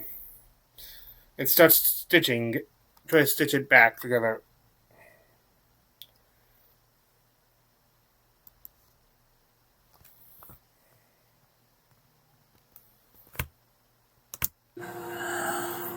Stitches. You belong. Where we? Something's moving. There's a face looking down. You're on a table. But the Lady Aranessa's not here. You're not in the Palazzo Davinos. Face. White and spectral looks down. Something's wrong with the boy. Friends, you fool. What have you done? You feel something stirring inside you. Something's messing with the stitches from inside of you. In the forest, you're back here moving towards the darkness. The stitches, there's something pushing against them. It's stopping your work. A wing bursts out of your midsection. You look down and see suddenly a little nose pushes out. And from the gory midsection, wet with your own viscera, a tiny little fox, its head unattached to any body at all, turns around and looks up at you, scared. We move from Octus back to the Palazzo Davinos. Taisha, that is your turn. Back up. Too much, too close. Everything is too close. And Octus is still lost. I'm gonna cast Thunderwave at 2nd level. Hell yes. I'm hoping that you're kind of far. You stopped far. Like a cute little move as you were running, I was like, back up. Hell yeah. Okay. 15-foot cube. 15-foot cube center on you. DC 15 con save. Hell yeah.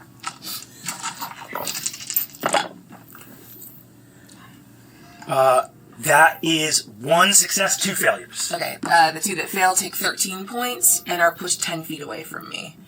And the other takes 6 points of thunder damage.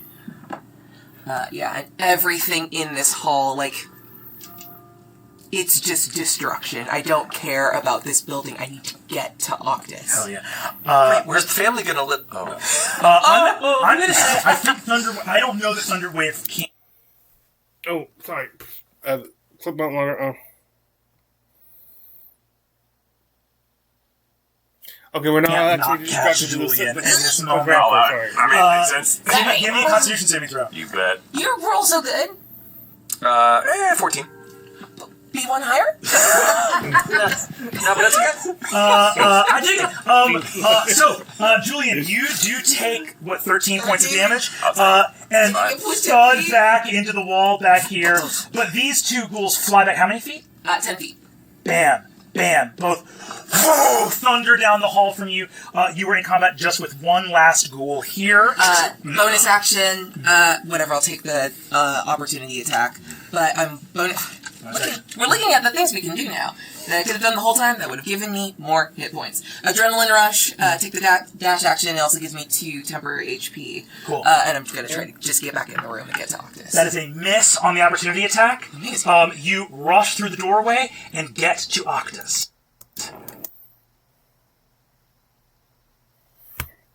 And that we then had Davinos who takes 6 necrotic damage while fighting the shades.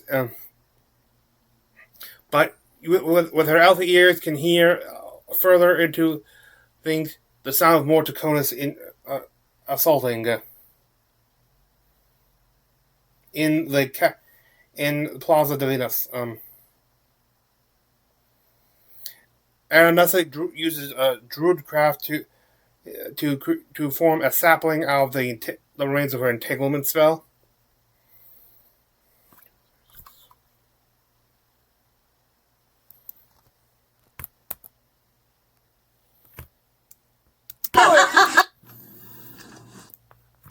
Coming.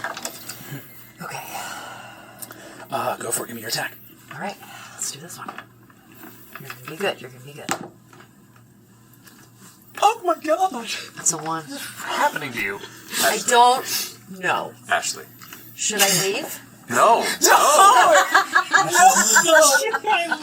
I'm so hot. We will have a beautiful dice intervention as soon as we go Yes! to break. It is. We will make it happen. It's okay. It's all right. It's all good. It's okay. This is the story the dice want to tell. This is the story that dice want to tell. This is not a moment. You know what I'm gonna do for my bonus action? What's that?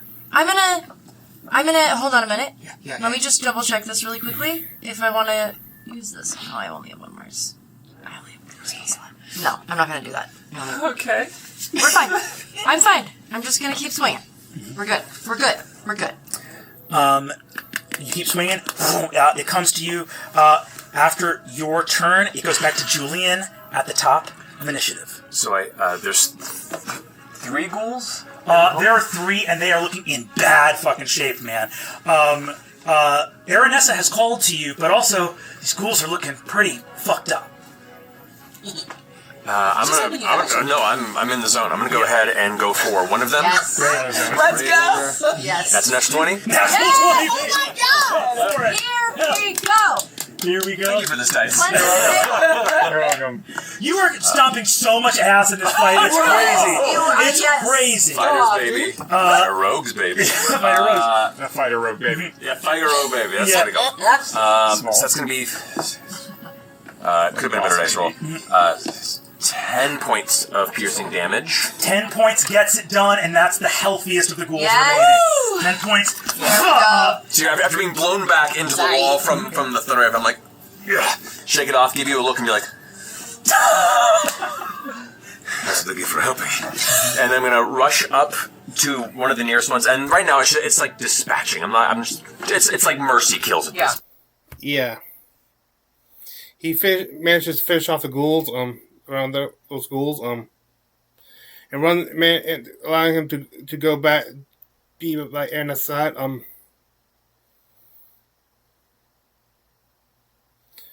We head to Octus in this passage between life and death, as something is stirring within him.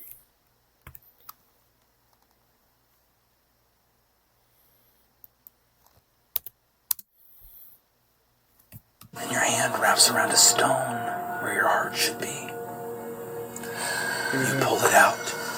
That translucent face looks down at you from that table, somewhere not in death or life, and goes, "No!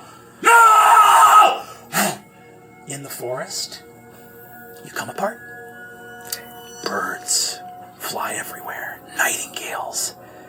The last part of your soul that remains is a hand clutching a stone. That's the last we're going to see of you. Alex, I'll ask you to step away from the table. I'm sorry, what? We return to the Palazzo Davinos. Oh. That is going to be Taisha's turn. Tight.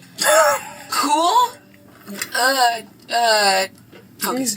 I see Aranessa growing. She's seeing that she can't speak with dance, and however, she uses her staff to do this, which means she could also stand the effects to not just the effects of this to not just plants, but also apparently because this is a family room, their staff's family passed down from the smiths who made the pariah blades, which Batanga also has the ability to grow metal with this staff, and with it she communes with the saplings and with the flora and the ore, and where are the least of them? And it says that the on the other side of the bridge is yet untouched by the dead. They gotta get over the bridge.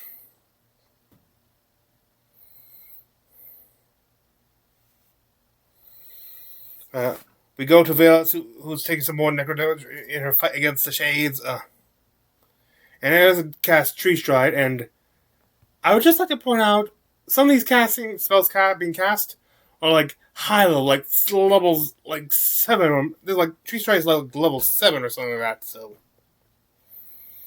she's like right now the most powerful person in this fight.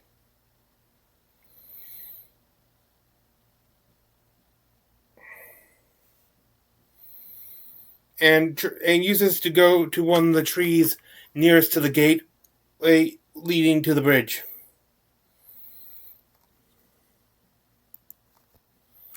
And as she does so, she touches this threshold behind her, and says, "The veil."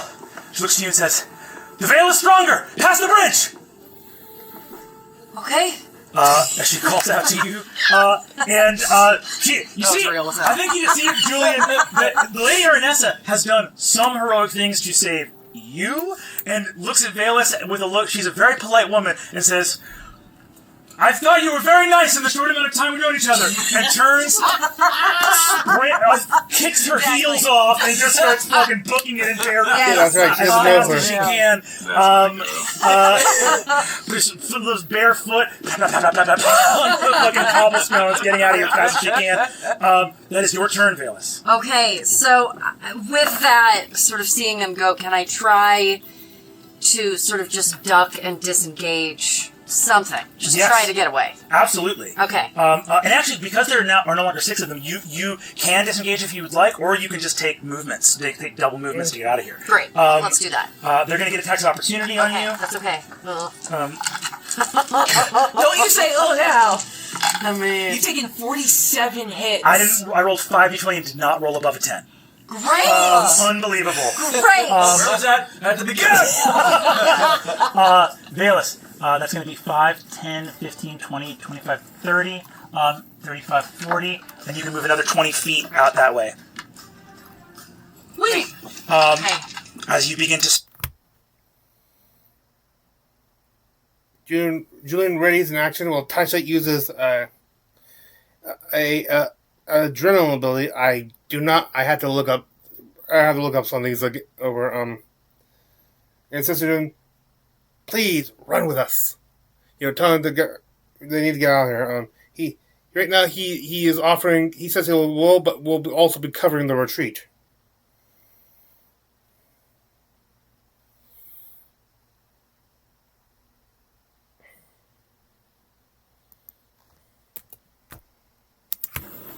Go ahead. I am a little sorry I did an ouch to you. No, you're fine. Oh, okay. Spellcasting? 20 points. 20 points. Right as fucking rain. Are you back to full? No. Oh, no. By no means. By no means. But good I left I feel pretty good. Taisha, go ahead and move Yeah. 60 feet. Julian's now going after the shades to kick her. Though they're starting to try to attempt to surround him. As this goes on, we notice that the lights in one by one, all the lights in House Davinos start to flick out. Smell it. Valus uses a spike to take on another shade.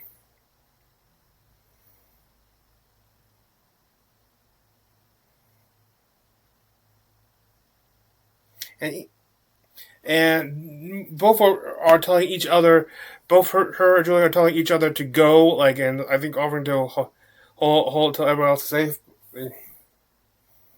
I think, to be fair, I think Valus honestly thinks that Julian might, if they don't get him to go now, he might.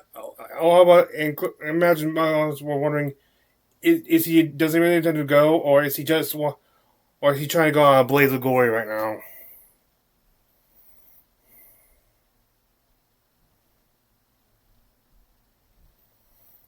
Julian finishes another shade, and then Taisha, Misty steps away. Julian gets a hit, and causing him to temporarily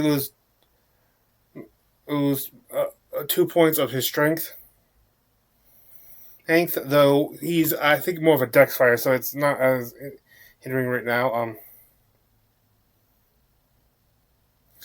And Valus finally convinces Julian to start running. Though before he does, he manages to quickly dash over to his father's body and remove his father's own demigauntlet, which he takes with him.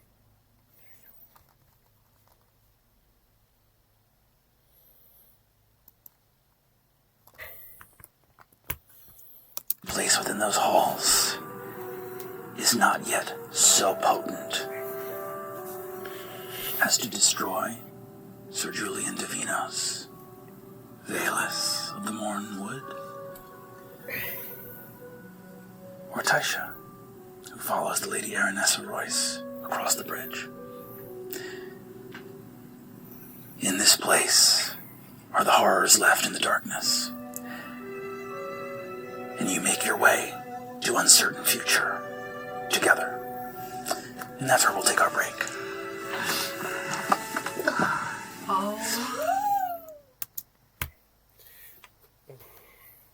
And after break, we return not to the fleeing combatants, but to Hal in his drawer room. He's got a letter. I think it said. There was confusion even in caring about this. It's either from or for Thimble. Literally they were confused about this. Trying to remember which it was in game. So.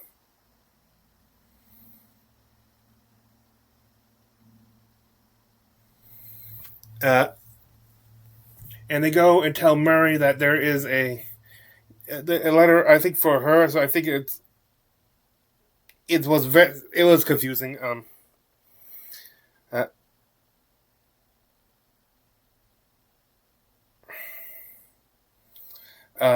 He conveys that part of a lot of things he's covered in that telepathic conversation he has with her before he dropped from the gallows was to help Murray out. Murray reads the letter, choosing to keep it to herself for now.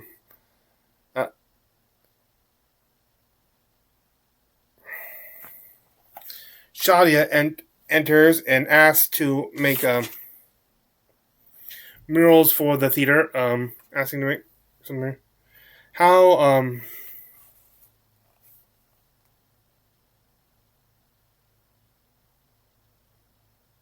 it was how I don't think how it tells about the letter is for Murray is about Bolaire.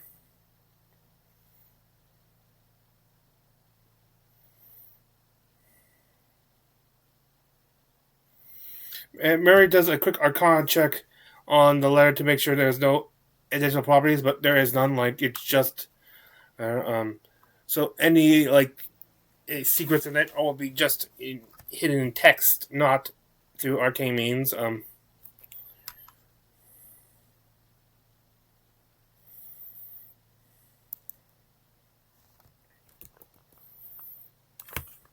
Maybe he had a big old file folder of dirt on people, and the names. This one was regarding Bolaire. This one's regarding Bolaire. Is the name written on the front, Bolaire? Does it match his signature and his handwriting? I would recognize It does. the handwriting too. Yeah. Okay. Looks like it was his way of keeping track of. And again, he had it in a hideout somewhere, so it's possible that he wanted dirt on people, waiting should something happen to him. That those, let's say it happened to be that Thimble could deliver it to you, but what if you couldn't? Then at least it's all sorted and filed somewhere for a worst case scenario. Alright, so new theory. I know I just had one theory, but I think that's wrong immediately after thinking about it for more than 2 seconds. I think maybe this is kind of in reference to his personal collection, files essentially on a lot of people in the city. Does this bastard have a file on me? Can we put all our cards on the table here? Yeah. I know my brother had dealings with you. I don't know the extent to which those ran. I don't know detail. He knows that, but he had dealings with Murray and Bolaire, to be precise.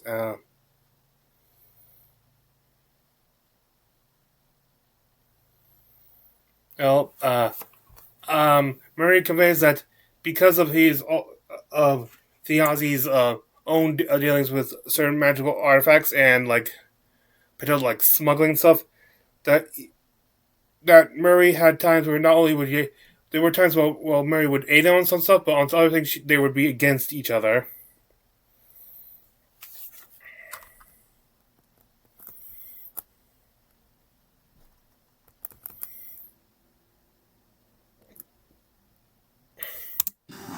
Have you ever met a trustworthy financial advisor? I run a theater. Point taken. Well, we're going to have a talk with my friend, our friend, Bolaire. You know, I actually like Bolaire quite a lot. I don't think he likes me. I like Bolaire quite a bit. Yeah. I like how he's a little bit freaky.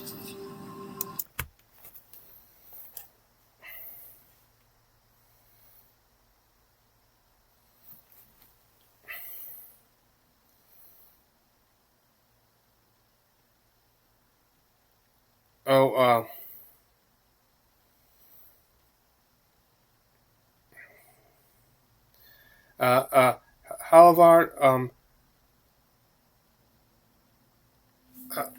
hang on, it's...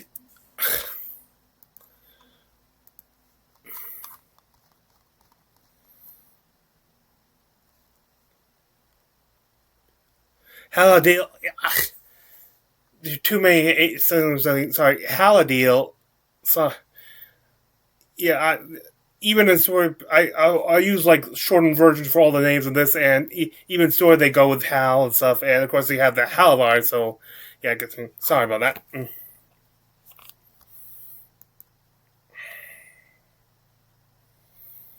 There is needs to continue what they're doing just because he needs it. We also learn here from this is where Brendan actually reminds them that Murray is a diviner wizard and has her portents, which means she can replace those two types and can use replace a single roll with one of those with one of them, and he can do this twice with each once with each number. One of the wonders she rolled on her portents was a nat 20, so she has one automatic critical success here with her for this day, but this day is getting close to ending, so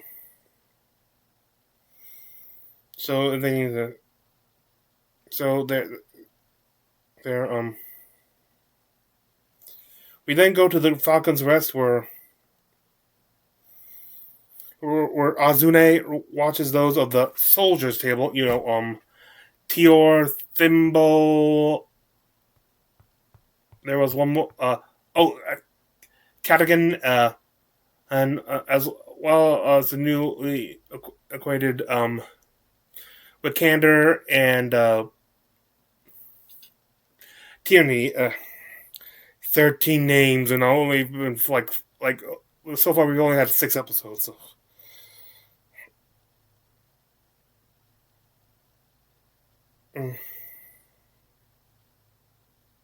He watches the soldiers, those of the soldiers that leave, as he did, he thinks back to the secret memorial to the Falconers behind him, featuring all the names of the Falconers of the Torn Banner who did not make it. He's trying very hard not to worry about his friends leaving right now. He's very familiar as he comes to. He tries to come here every day when it wouldn't be too inconvenient. While he's there, it has become known that this is part of the fact that he cannot move on. For him, he doesn't know the difference between moving on and forgetting.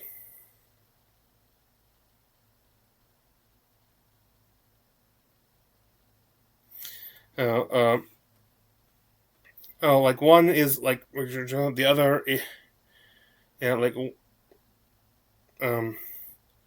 as he keeps on saying names, he also asks as he leaves, he's continued telling, we're signing like lists of people of the names on the monument, and adds a new name in his chant, the Aussie Fang, as he leaves the rest.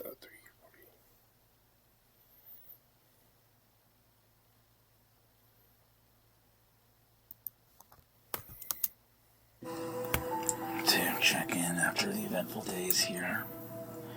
Much to come and much is happening.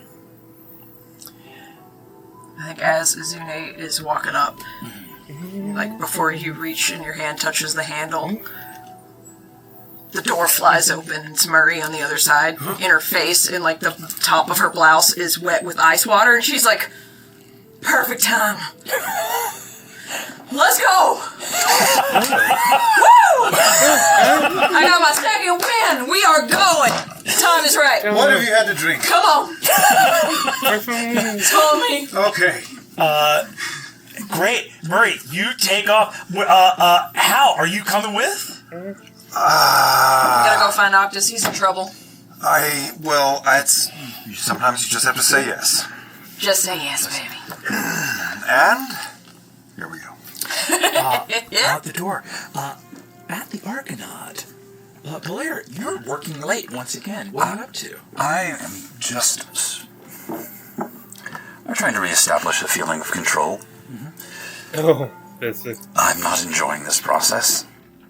Things are moving faster than I'd like, and... Okay. Yeah, as we say, he does not like the situation he's in. Like, he was a little unprepared for Theozy actually died because he thought for sure there would be a successful rescue. But that's the big thing. Big thing is, like, without someone knowing it, someone delivered all that paint there into his office. His, like, where, one of his places the most sacred to him. He does not like it. He likes in those specific areas to be in control. And to continue getting some more control back for himself, he needs to go and talk to Thimble to, have things explained out, to rationalize things so he can plan, be in control of his current situation. But he can't think to where to look. And then a message comes. I forget if this is like from Belair or to Belair, but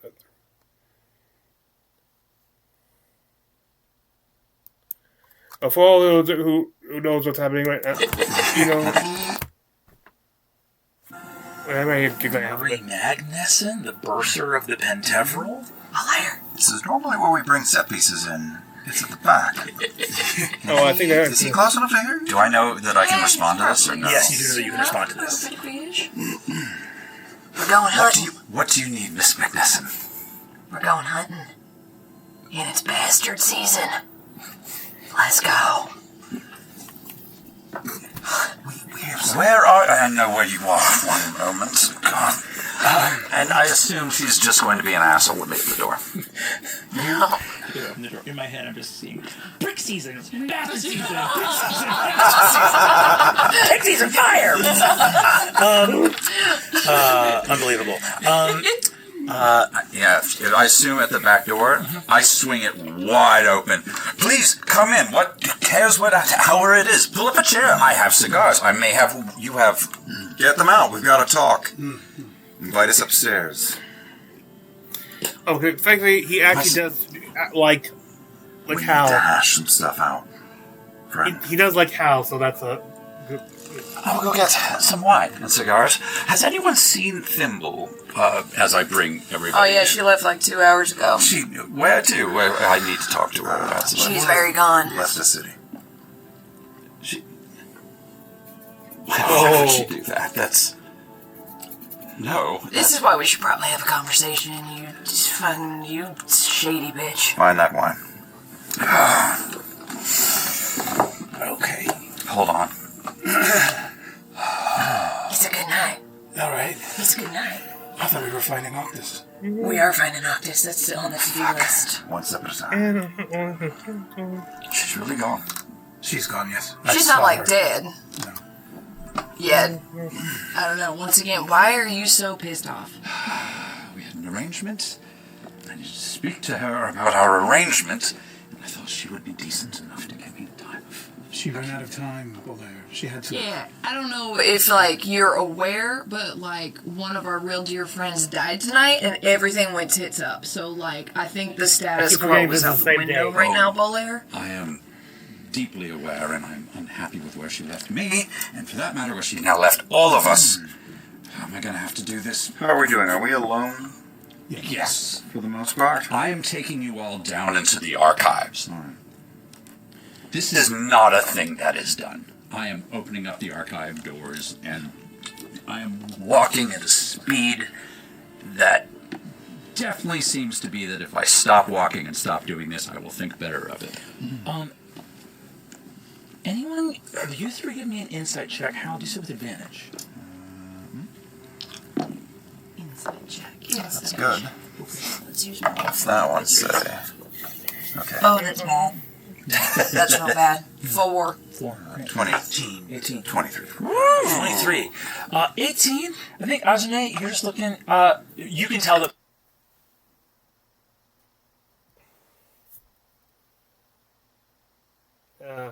I think they notice that Bolaire does look a lot... For the flesh, they can't see, like next to mask or through the on gaps in clothing, that he looks look healthier than normal.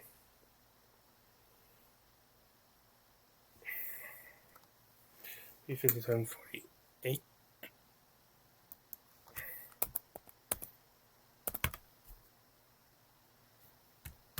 I don't know any other way to make that happen.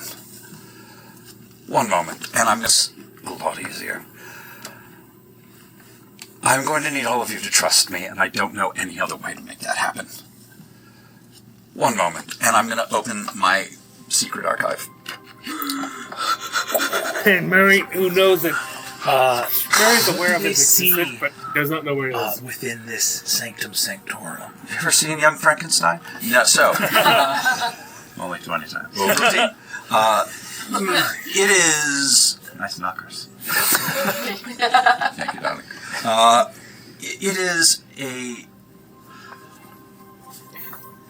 pit. It's like a round staircase that goes down about a floor and a half, maybe two floors down into God knows what, underneath the museum.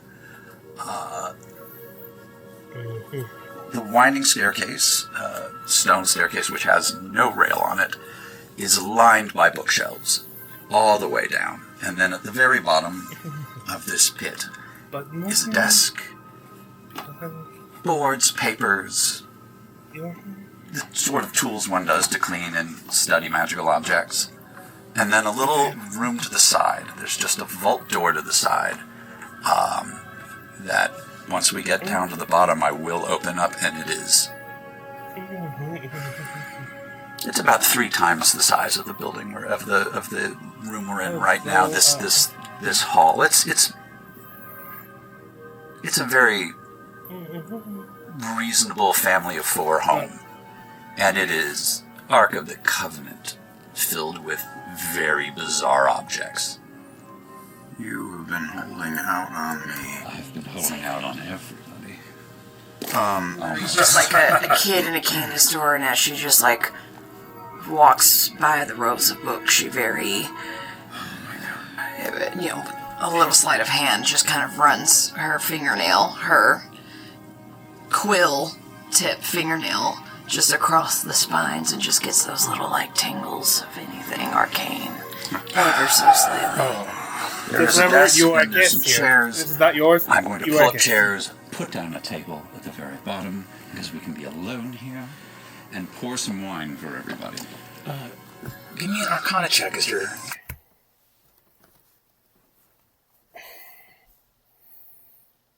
With a 27 contract, she knows a lot of different magical sources in there.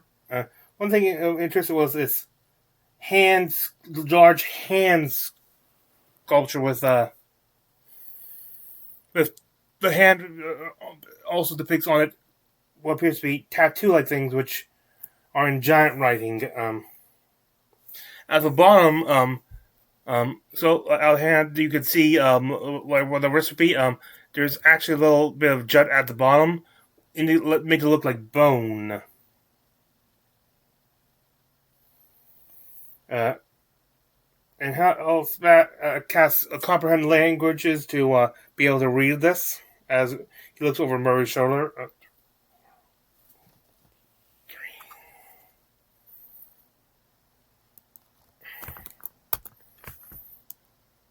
Since the dawn of time. The phrase begins, where we have stood since the dawn of time, no one else will shape against, and reaches the rest. And you hear Hal's voice recite that, hanging over your dwarven shoulder. Do I hear what he said? Mm-hmm.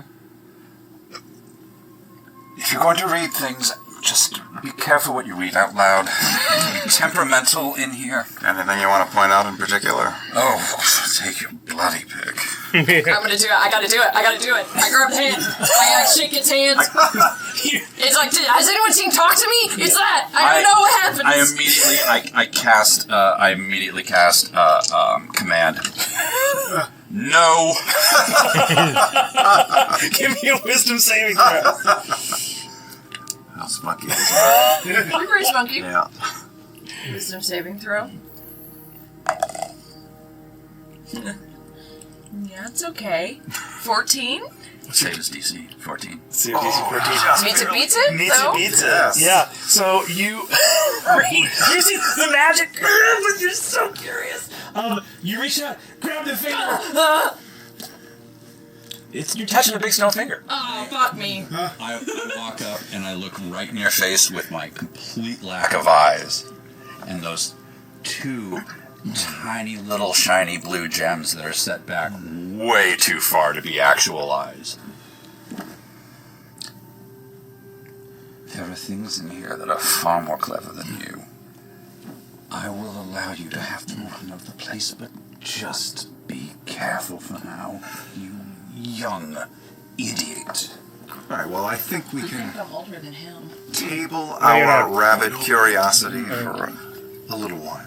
Actually, maybe. We have some discussion to get through Bolaire. I have opened up a very expensive bottle of wine. What if I could talk to a dead giant? That would have been awesome. But I just want to talk to you. That would be really, really not awesome. That would be rude.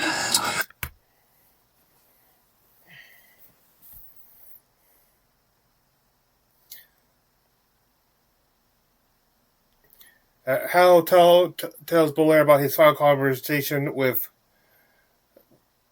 the Aussie, and how he was mentioned.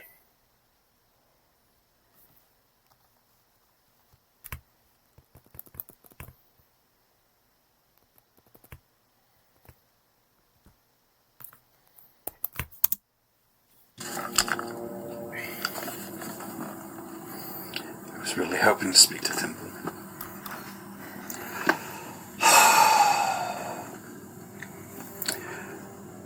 Do you remember the day I met your brother at your house? Insight check right now. Does he look like he's trying to come up with lies to me? Insight versus either persuasion or deception.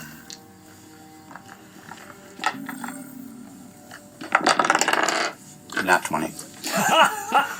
So sorry. Natural 1. Oh my. What is happening? I love it. I'll say on that, that Hal will believe probably whatever Bolaire would ask him to believe. 1 week after I met your brother at your home, Thimble arrived at the museum with a letter.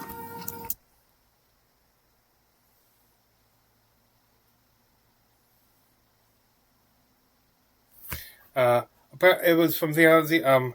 The Aussie apparently knew things about Bolaire, and was using it to blackmail and to do things, including lie to Hal, mainly because he doesn't want Hal getting dragged into his line of work.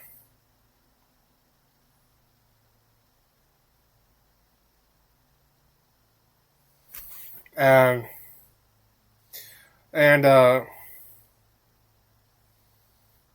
Bolaire would give Thimble gifts to keep the Aussie happy.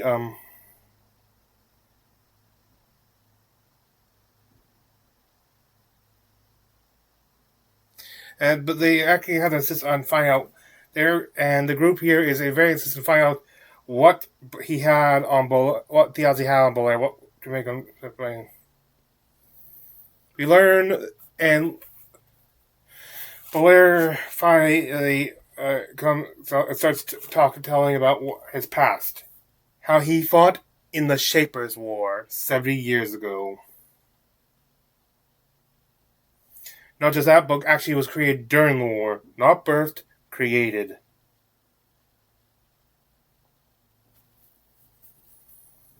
He states that he created 2 days before the death of the trickster goddess of the halflings, and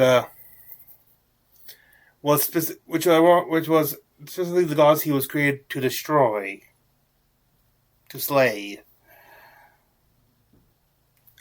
And Hal, who thinks back to his history, knows that the orcs made the pariah blades stuff.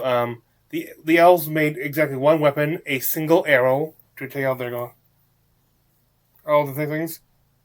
He does not recall what type of weapons or items were created by the halflings to take out their deity.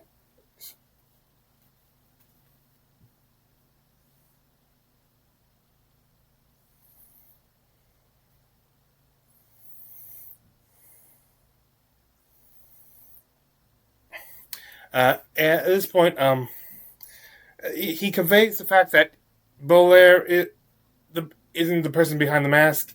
He is the mask. The body, he wears the body. He's not wearing the mask. He is the mask wearing the body, controlling it. Azune asks, "Are you alive? Is he a living being?" Yeah, he's not. He said, "Yeah, he is not a machine."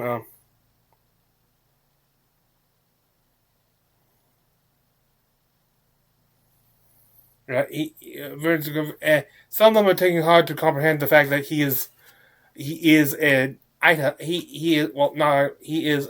living mask. And and he removes his wig and shows his head, revealing that he does in fact have a different body. I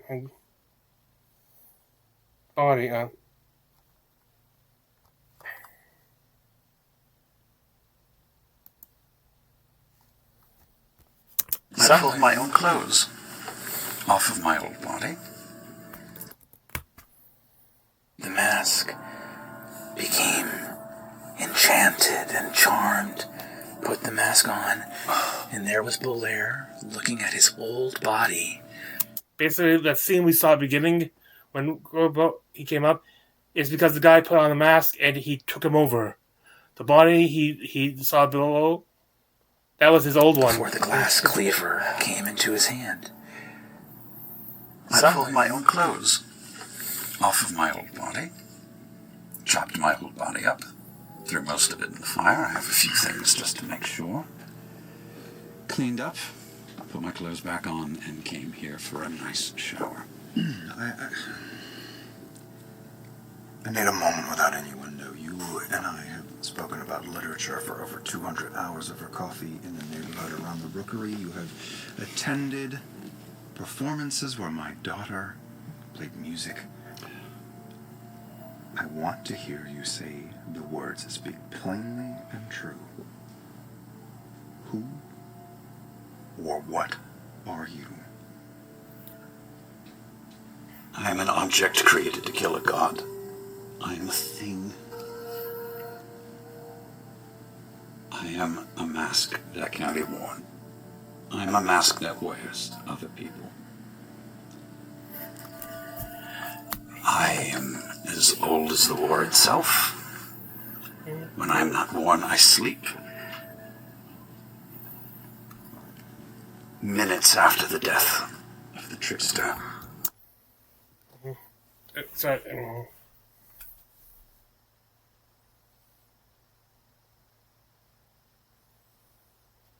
He masks away until he slips next more.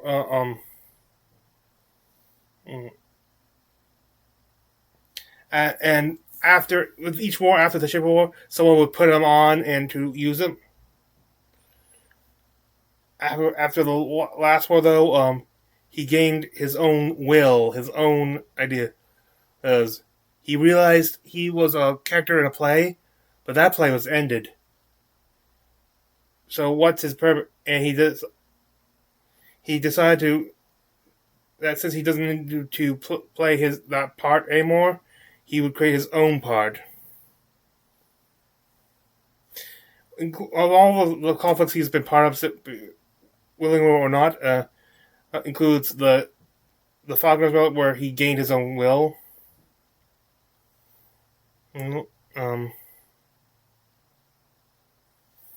Afterwards, one of the things that really helped shape him was after the Falconers, he saw one of Hal's plays.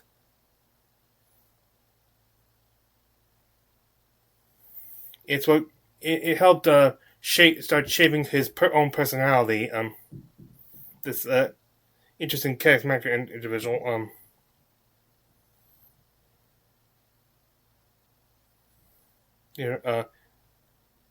Again, indicates that he was at least used by the side of rebellion, if not.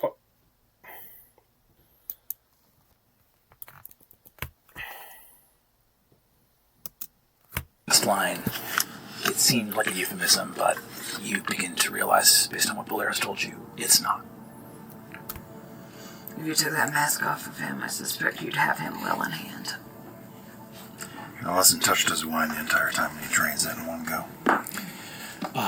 Upstairs, you hear a shuffling chime of someone calling for you. One of the night curators or some docent up above Bolaire is calling for you. Yeah.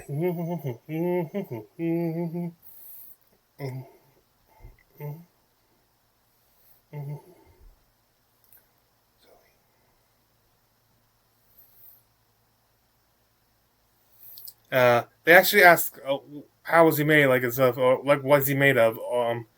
But he does actually not know what this mask is made of. Like, is it bone or clay? No.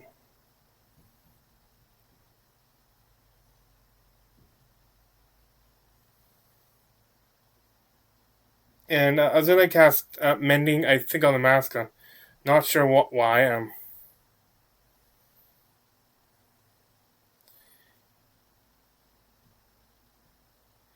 Then they can hear movement upstairs. Someone is in the Arcanauts archives, not his person there, and he has to go talk to them.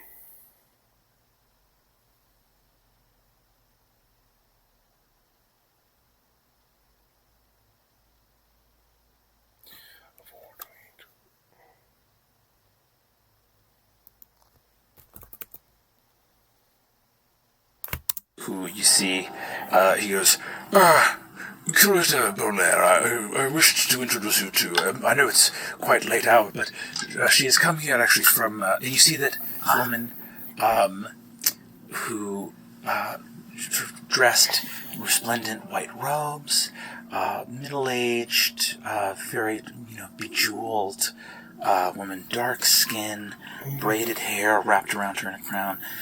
You see that she smiles and says, I am the Lady Amaria Cormorant. Oh. It is a pleasure to meet you. Curator Bolaire. Yes, hello. Hi. How may... Good evening. I'm so sorry. I've been in the middle of so many things. What can I do for you this evening? I'm sorry to bother you at this late hour, but I actually wished to ask you a question, if I could, about some of the artifacts contained in the Loy Wing. I've been selected by the Chamber of Lords Advisory, and we are sort of engaged in a review here of specifically the pariah blades, those that have been recovered. Yes, of course. It is a bit late. Would it be possible to reschedule after I've had my beauty sleep, obviously? I certainly understand, and believe me, to drag me from the comforts of my own home at this late hour is certainly a bother. Well, I'd be happy to come back another time. Tomorrow suits you well? Tomorrow would be absolutely amazing. Would you like to have a discussion about them before getting the tour, or would you just prefer the tour itself? The tour would be absolutely lovely. Tamade has been kind enough to show me around the sort of public exhibits, but I understand that you've been engaged here for quite some time. Oh, yes, quite some time. I'm very proud of our collection. How long have you been working here for? Oh, years now. It's been since my God. Not quite a decade yet, but maybe 8 years, I suppose. Yeah, that was about that. Yeah. Well, splendid. You must get your beauty sleep. I'd be happy for my carriage to give you a ride. Where do you live? I live uptown a bit. I have my own carriage, but I also say I'm actually putting away some work for the next hour or so that's dangerous, to say the least, which is why, if you would excuse it, I would give you a tour right now if it wasn't for everything. Give me a persuasion check. Yeah. Okay. That's, where to go? That's about 14. You see, she says, "Oh, you have work that you're attending to. Look, don't mind me. I'm a fly on the wall. I'll be happy to." But the archival work is actually what I'm more interested in, frankly, than the. I mean, I could come here in the middle of the day for the general admission to see the exhibits. Of course. More broadly. All right, this is just vocal. All right. I'm going to attempt to cast suggestion. Great. Are you disguising the casting of the spell? I can't do that, can I? Or no, I can't, can I? That's right. You can. I don't know if you can. I mean, no. You can give me a sleight of hand. I mean, it is. Yeah. Ah, fuck.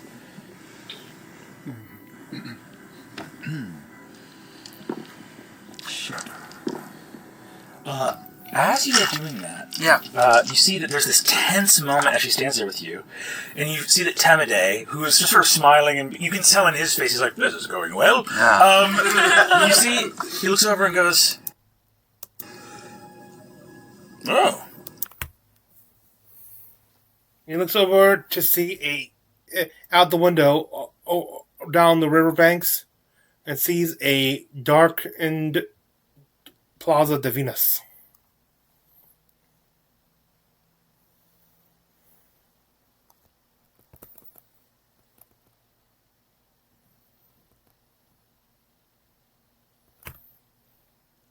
The same thing that Temide has noticed and goes, well, that is strange. We're going to have to put this off right now. I'm so sorry, I have an emergency. The thing downstairs is volatile and can hurt people, so I'm going to need to leave. Come on. What is happening? How dare. Shit. Bugger. This is what I'm good at. 11. You see the Lady Amaria says, I did not mean to disturb. You're busy, expert, and you have your own work to attend to. Master Wernst, would you please? And you see she holds out her hand, and Temide says, oh, very well. Well, you can always be counted on for a nighttime tour of the museum on different circumstances. Or the day I am a benefactor, and they let me in because of that. And you see I will owe you so much more after this. I promise. Special tour behind the scenes. Yes, special. Yes, and you see that he walks off, and the Lady Amaria smiles, turns quickly to walk off with Temide.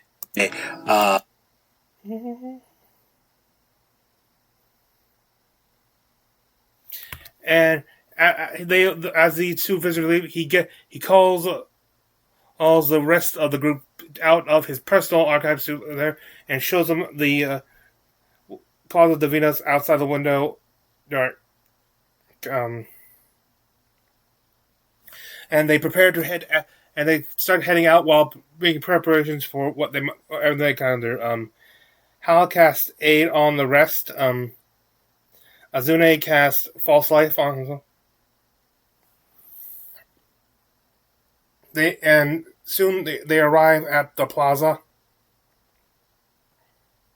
Azune uses Detect Magic and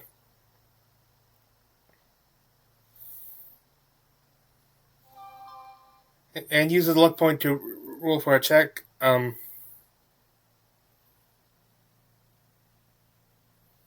gates seem to be open.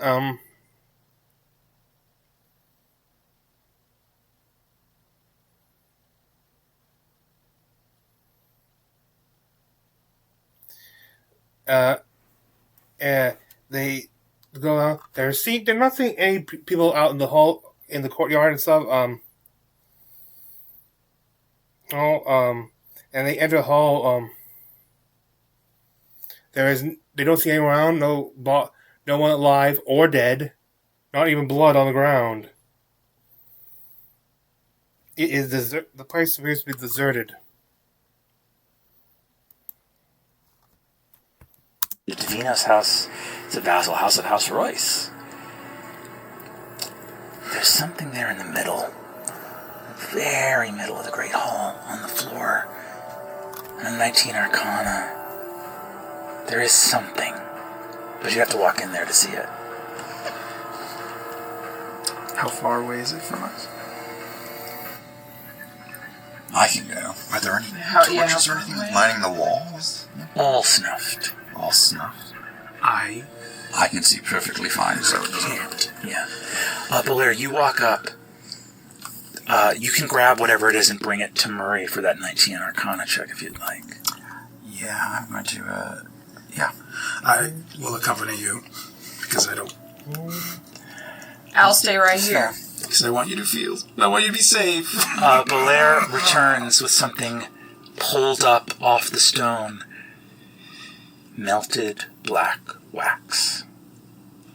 Melted black wax. Is there a wick? Is this something, is there a wick? Is it something that you feel like it would be used in like a spellcasting component, ritual? And carved into it. On a 19 Arcana. On a 19 Arcana, this is powerful necromancy. Maybe you realize it's a material component of a spell that was supposed to make this world not only coterminous, but this was supposed to shred violently the fabric between the world of Ahriman and the realm of death beyond. After a while, they use mending to restore the candle to.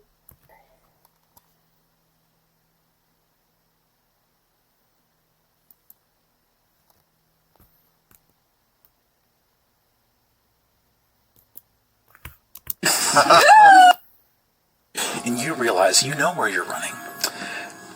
You're running to the Loy family estate. I'm going to need Abria, Ashley, and Matt in here. Yes! I'm an object.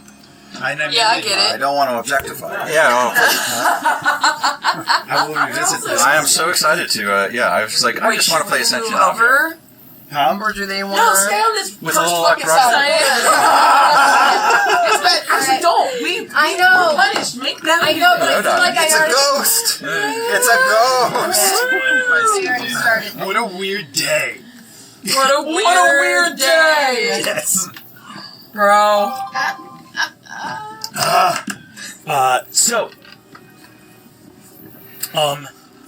You rush through the nighttime streets of Dolmakyar, Belair, Hal, Murray, Azune, and arrive in Dolmakyar, the Loy home in the neighborhood of Mirzash, across from Lugzash. Mirzash overlooks the cliff on the lower neighborhoods of the city.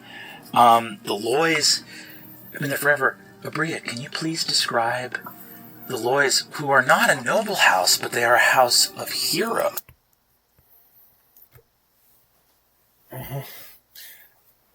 We're close to the end, and so I won't go into detail about what the house looks like. We just know that Taisha, along the way, has been funneling her spell slots into cure wounds on Octus. And as Brennan said, she has thoroughly mended his body. She has not healed or restored its life. Julian has been keeping on the lookout, making sure they've not been followed.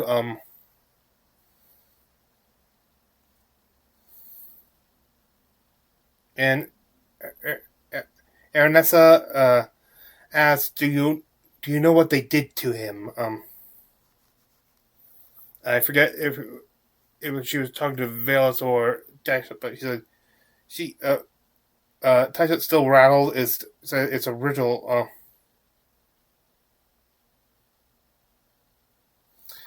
And Ernessa I actually think this is the call they were. I think this was actually what Taisha was asking Ernessa.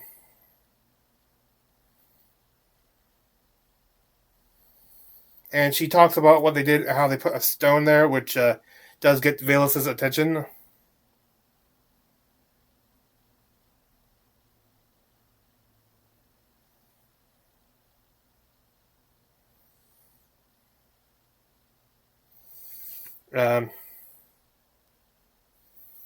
They talk about some of the recent actions about the Tachonis and stuff. They mentioned how they also one of them starts doing trying to identify the magics of the stone, and is identified as powerful divine necromancy.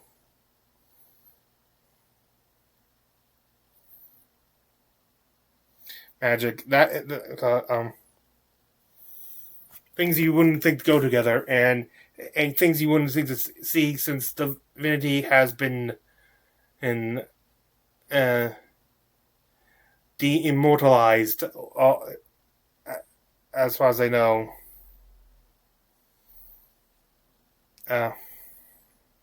Hal, Belair, Murray, and Azune arrive, and during they comfort Taisha, who close to Octus.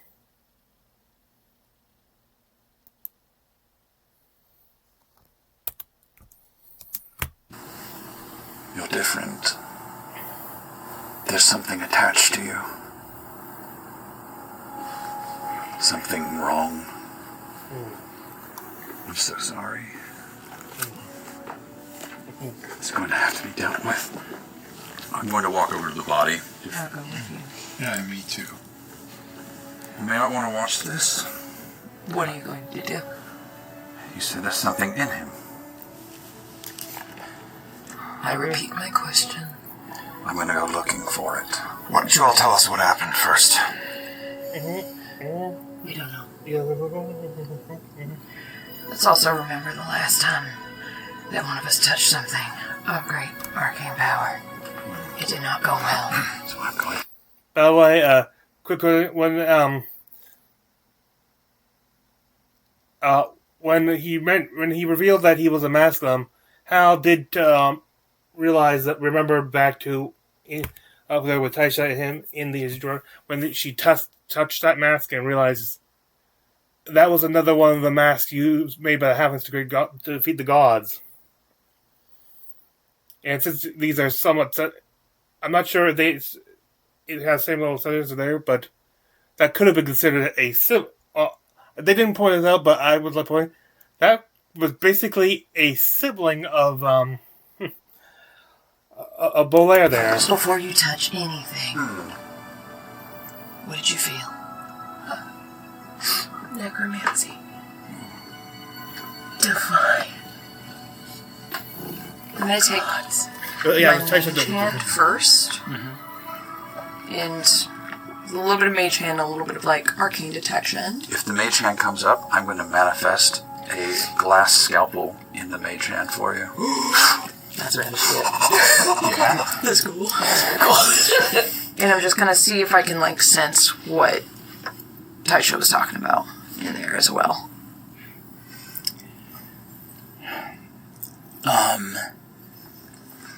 There is something in there. I think I'd like you to make... Actually, whoever has the higher score between the two of you as you collaborate on this, may roll medicine with a help action from the other. Yeah, medicine check. They also include the bardic inspiration and then...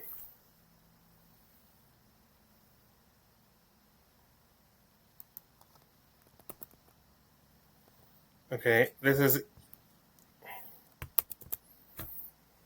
You see it. The Stone of Night Song. By the way, for this check, I think this is where we see where Murray uses her natural 20 Flesh is portents. parted, and something where a heart should be is removed. This is an auspicious day, Murray. Okay. You see it. Basically, this Stone took place of at the Night end Song. of them, so I gotta do something real quick. And as it is removed, flapping of wings, not only Taisha and Valus, but all of you can hear as from a distant wood. Nightingale. Nat 20. Stone is here in Bolaire. It floats in that mage hand.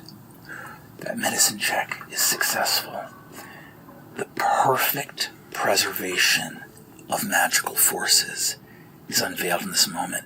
Bolaire and Murray, you make eye contact with each other. This group of people in this space, Murray, you are certain, was supposed to happen. Not by the will of some god, not by some plan. It was supposed to happen if and only if you want this city to be saved. Turns out you do.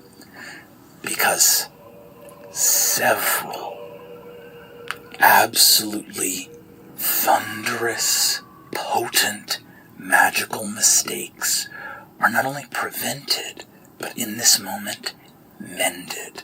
You fixed things you weren't even aware had been broken. And Bolaire and Murray, as you look at each other, you realize you are very different people, but you've just done one of the most important magical acts that this city's ever seen, and this is where they made a sword that killed the gods.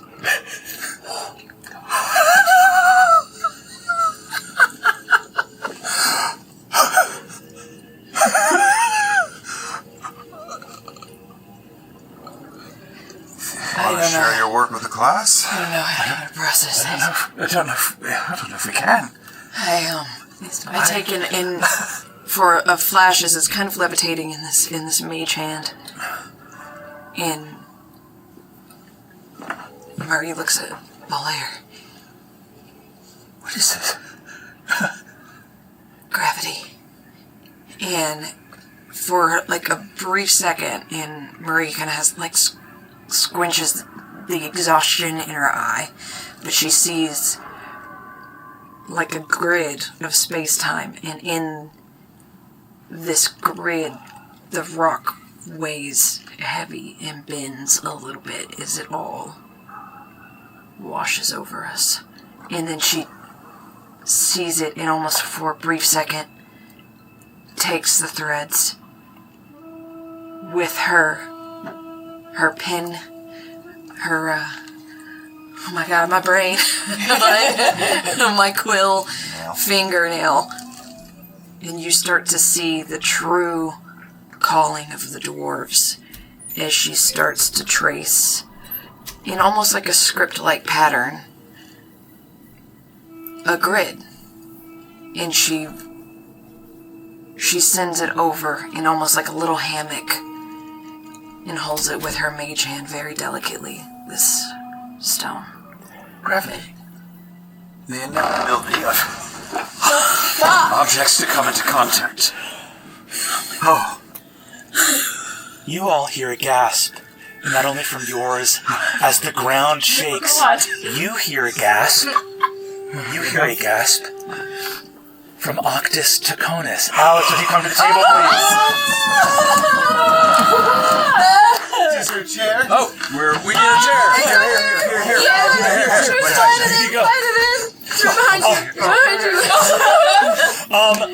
Octus. Yes.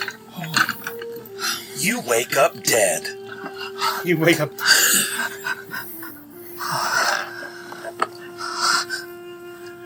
What happened? I moved from fully in-house embrace to just tackle this dude. Go, you're dead! I am. Are you okay? Are you okay? Just holding the chest. Are you right? Everything's open, right? Your viscera are absolutely open. Your innards are fully exposed, and you see that they begin to wriggle and writhe. Bodies do get your hand out of my stomach before it closes. And you see that leaping from your viscera, pincushion lands on your chest. Wow. He was inside? I have no idea. Followed him here. How saw him at the Palazzo. Wow. Why are you here? Is that the most question? Thank you! Octus Bolaire, on your nat 20 from Murray, you see, Murray, you understand, this is your first nat 20 that you've used your portent ability for. It is not destiny, it is not the calling of some god saying what will be. There is a grid. There are words of creation. There is a rhythm to the matter of life and death. And much like throwing an enormous stone into a stream, yes, the stream of time moves forward, but some events are so heavy with their gravity that they can send ripples backwards up the stream when the stone falls into the water. And you are capable, with the words of creation you have learned, of sensing those events so important that they can be felt before they happen.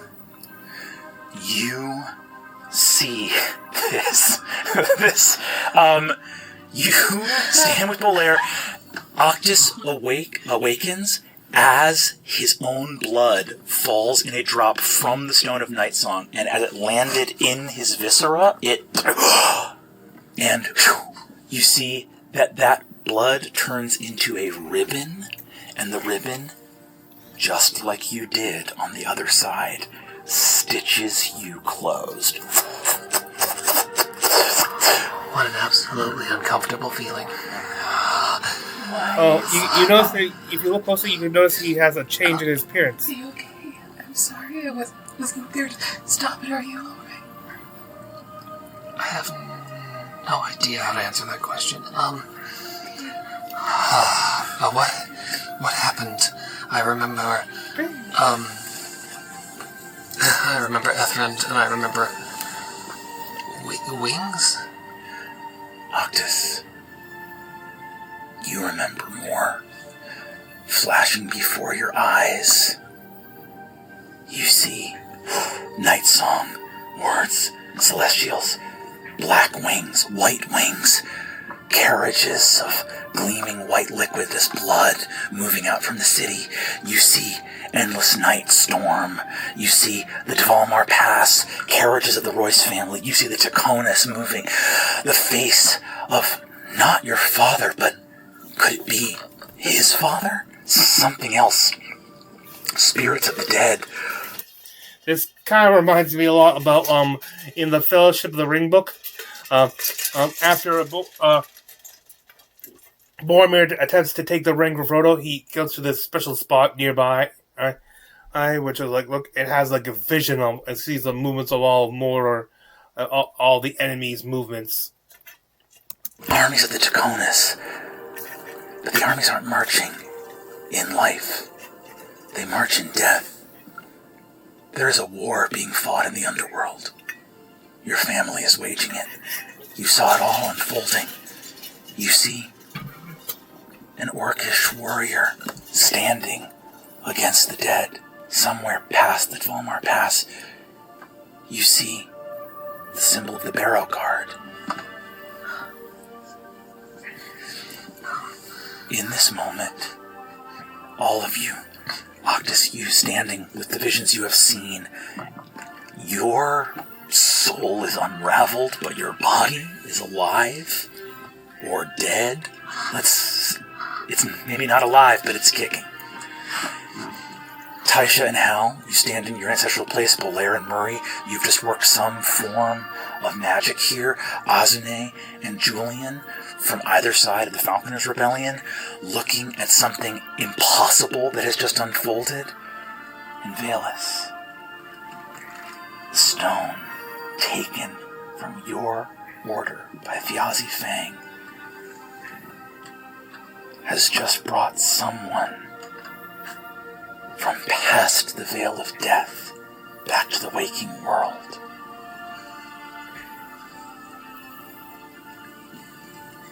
Yeah. I'm gonna crouch down next to Octus. May I place my hand on your chest? Sure. I want to place my hand where the stone was, just to see.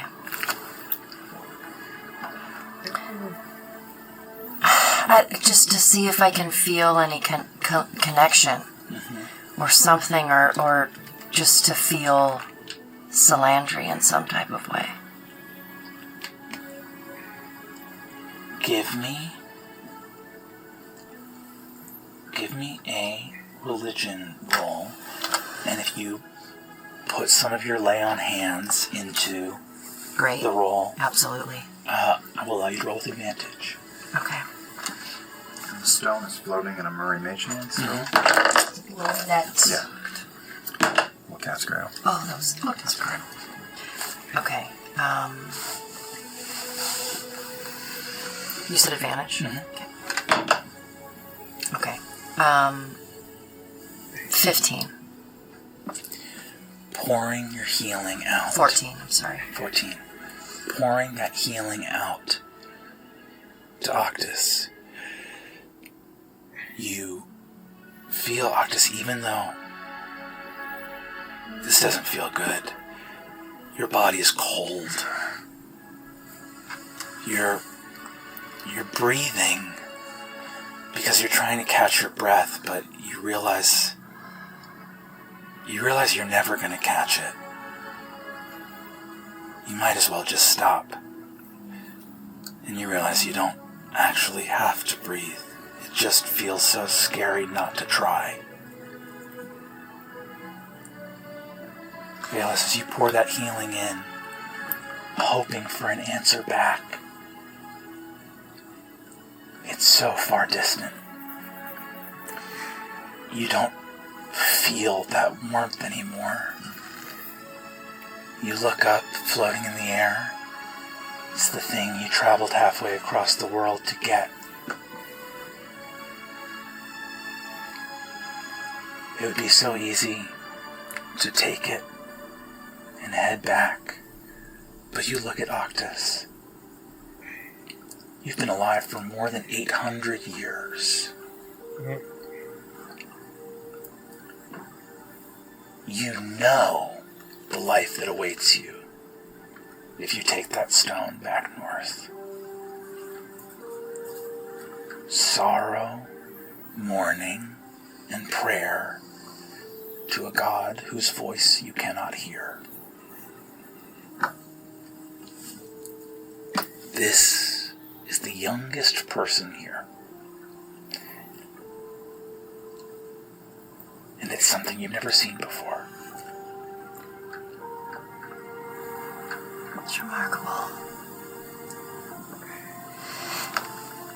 Well, what is? You are.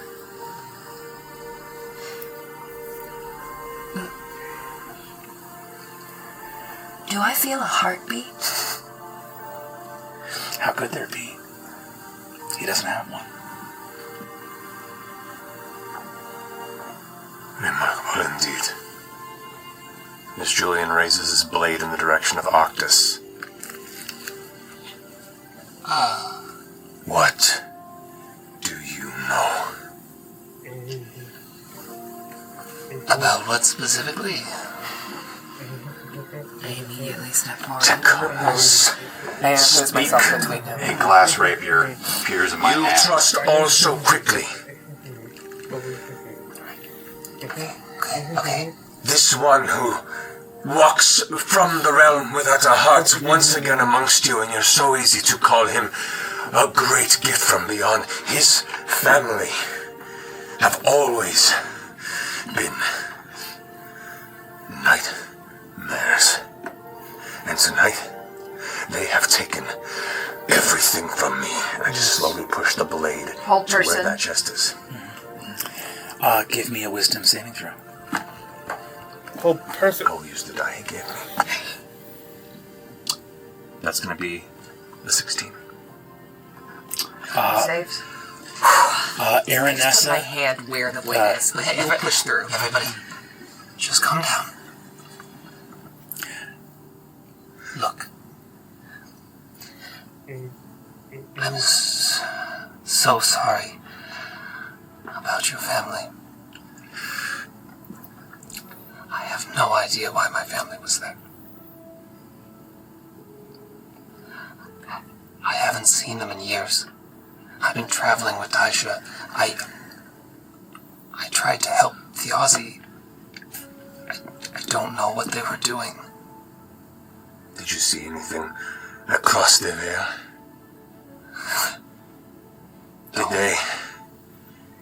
Did they unveil some great plan? What did they take from you and why? Are you still the bait in our midst? Is this miracle a way to gain more trust so we follow you even further into whatever their great plan is to guide us into what meat shredder will make more of whatever it is that fucking kills everything that matters to me? So you put your hand and you defend him. You call him a miracle. You laugh. You sit there and you are so prideful with what you do here.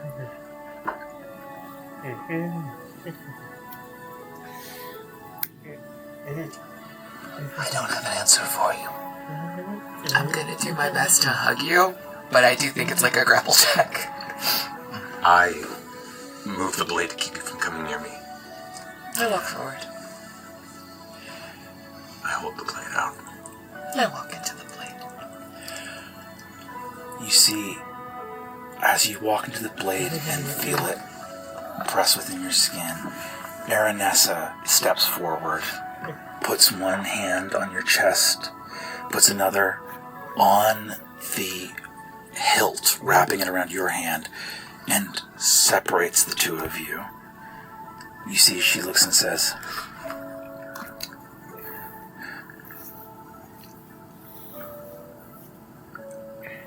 "Tonight, the House of Davinos, the House of Royce, have fallen. Our allies turned against us. This city is no longer safe. But we are not without our own strengths. So understand me when I say this, Julian.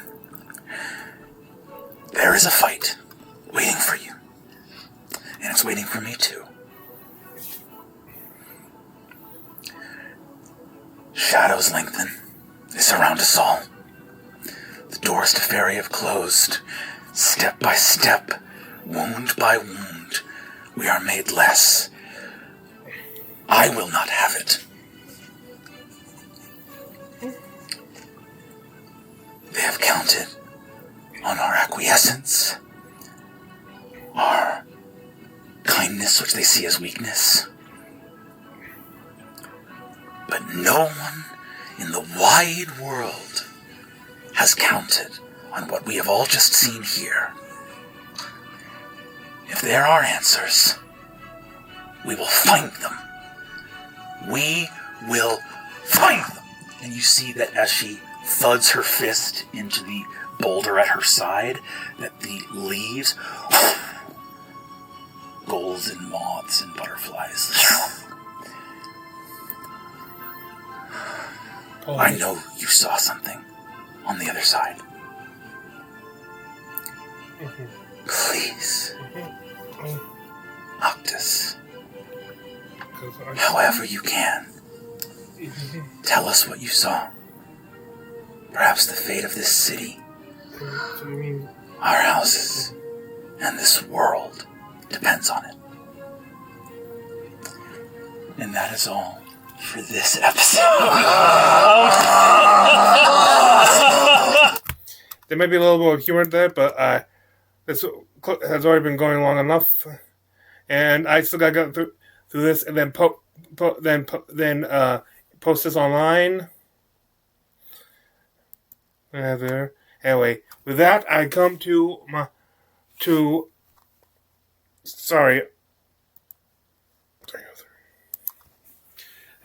the homebrew of the evening, the spell, the 4th level spell, Prohibition Exorcism Stream. I know, it sounds like it should be a name being in anime. It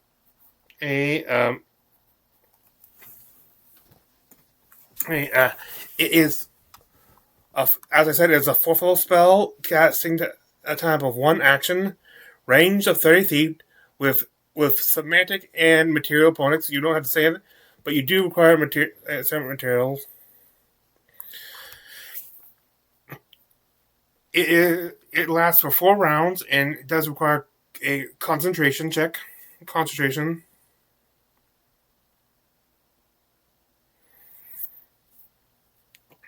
And it's a school of enchantment.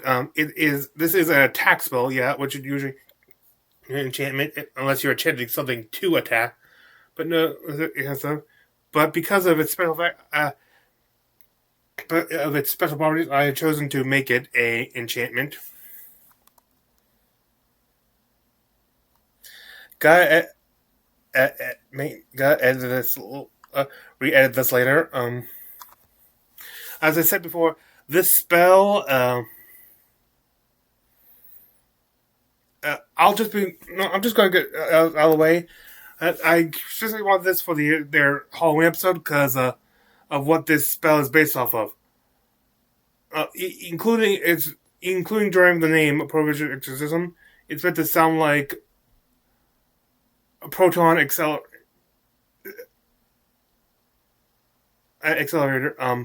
This is basically based on the Ghostbusters, the thing the Ghostbusters used to capture the ghosts, not the box, the actual energy being they use to grapple it. And you can see several information, though it has expanded to be more than what it is. However, for the actual spell, you release a stream of energy and make an attack roll on a creature you can see. If it hits, the creature must make a dex save. Yes, it has both an attack roll and a dex save, and a saving throw to it. If it fails, the creature takes a okay. I forgot to add something there.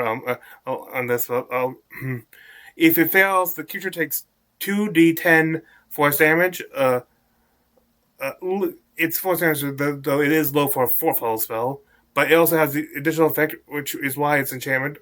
That is, you declare one of the following conditions: blinded, charmed, deafened, frightened, grappled, poisoned, prone, and restrained. If the target fails a charisma save, and if the creature is immune to that, such as something like a construct being immune to poison, and this is like the big thing, a ghost or spirit's immunity to grappled, which is like say a proton thing like wrangling a ghost. Well, if it fails the check, it is immune to the condition declared. They're under that in the effects of that condition, ignoring that immunity. The spell ends if the target leaves the spell range or gets behind full cover, but to do so, it must make a charisma save. Save to do so. To do either. While the spell is affecting the target takes 1d4 force damage. So it also, in addition to the initial damage, it takes recurring damage at the end of its. I forget it was supposed to be the end of it, but on its turn, it remains under the condition.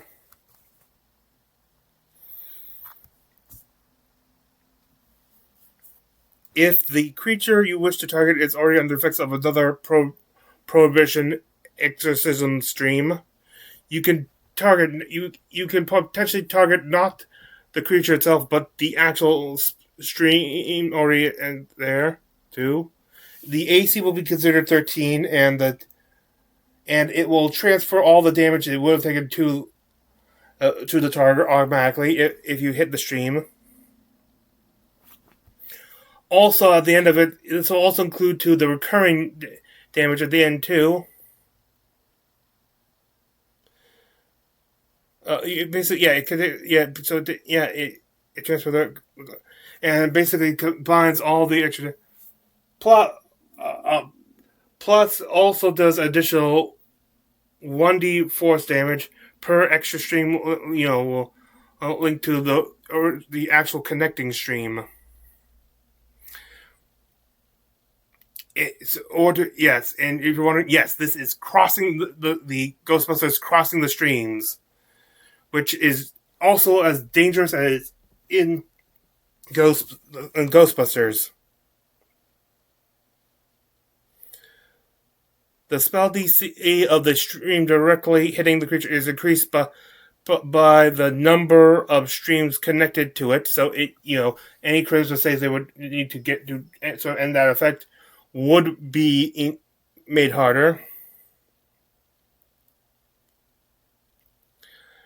And allow you